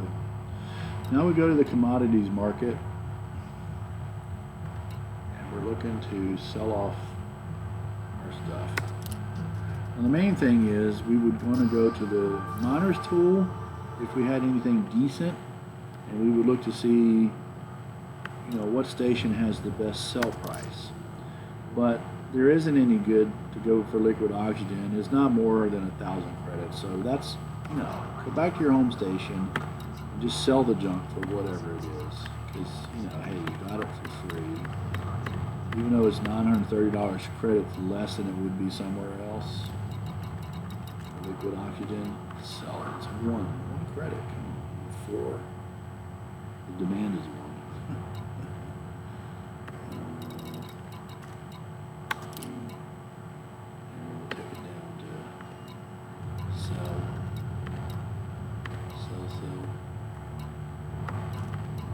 Sell because of the demand is one. That stinks. Can I get rid of it if I want to? Why is that? Okay, I'll take it.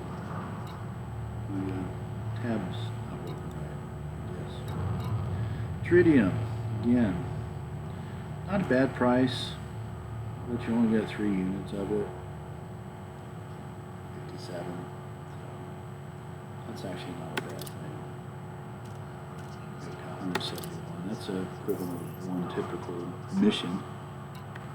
We spent an hour, and we could have got the same amount in a 10-minute mission. Yeah, I hate you. Frontier.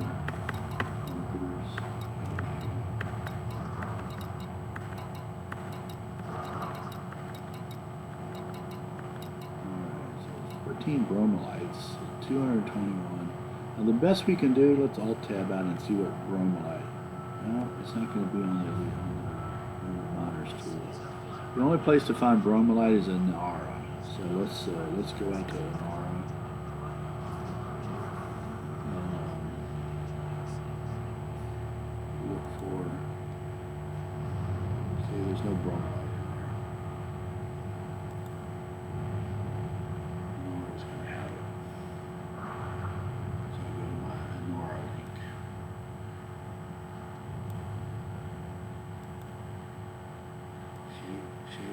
Shaking our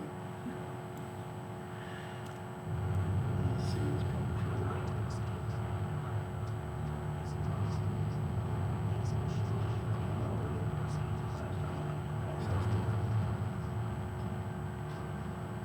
but it's there. It's close.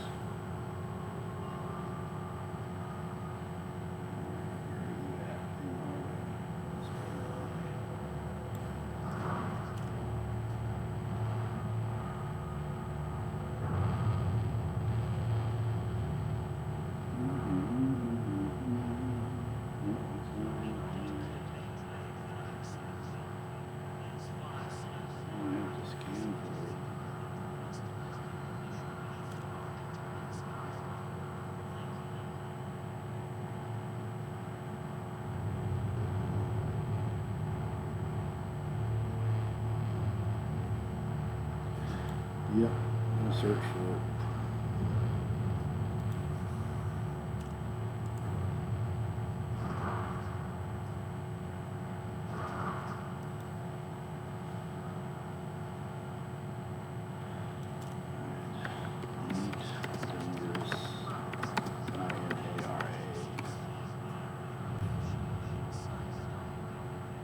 Nora is the name of the prostitute that was in Josh Weldon's TV series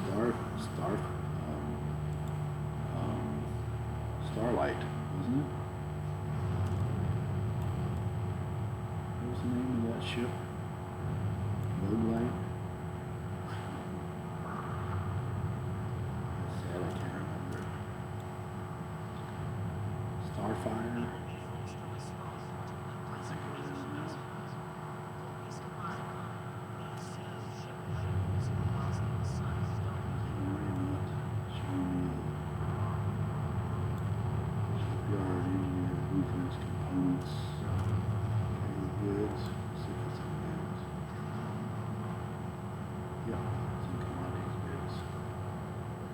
Firefly was the name of the TV series, an old western.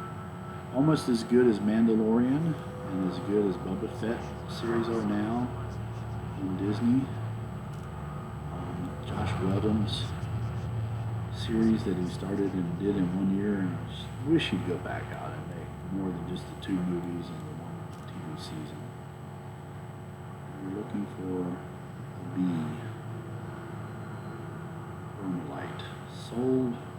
Highest price 116,000 credits through somewhere in the universe. Where would that be? Lowest price 49. Minerals, mining, high tech.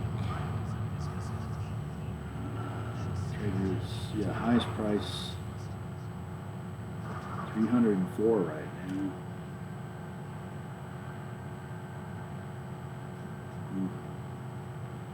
This is 3 hours ago. 304 for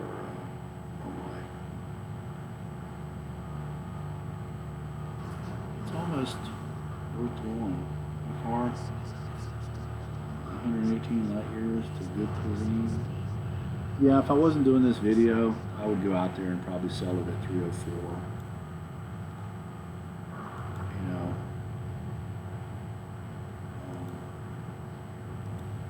it's 2 something here, so it's, you know, trade off between 304 and 221. But it's still above the average, you know, 82 credits. So it's not doing bad to sell it here. 304 versus, so we're losing to 80,000 for 10. How much is that? $1.5 million is here, so that's okay. But again, it's still not 20 to 100 million an hour like these guys claim you can do with mining. Crazy. Crazy claims now. This flight's even worse.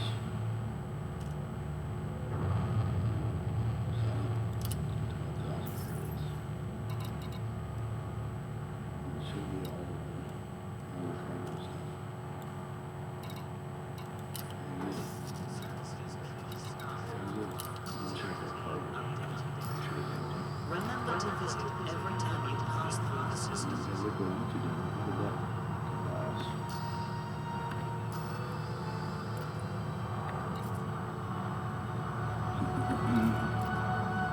Just liquids. Here's just the whole page. Now the hopper will stay there until we remove it, and you know, if we pick some of that stuff up, it'll add to it. If we get some void opals, just need a small amount, and we get 1 ton of that. Basically, each of these is 1 ton. This is an important announcement. Security surveillance is in effect. Limpets are all that's left. We could get rid of those or keep them. Any detected Nobody's going to hunt us down if we have them. That's good. And that's it, Commanders. There's no reason to do any more talking or demonstrating unless there's a good reason for it, and I can't think of any at this point. So we'll call this the end of the video. Try to cheer up and hope that there's better mining somewhere else out there that somebody discovers and finds higher concentration than the current hotspot that we just visited. Yeah. Hard to be positive about such a lame experience like that. But at least you learn how to core mine, surface mine, subsurface mine, and how to get out there and back with long distance jumping and mining configuration. So I call that a success. So, fly safe, Commanders. Energy Physics is out for the day. Please ensure you have received authorization if you're entering your document.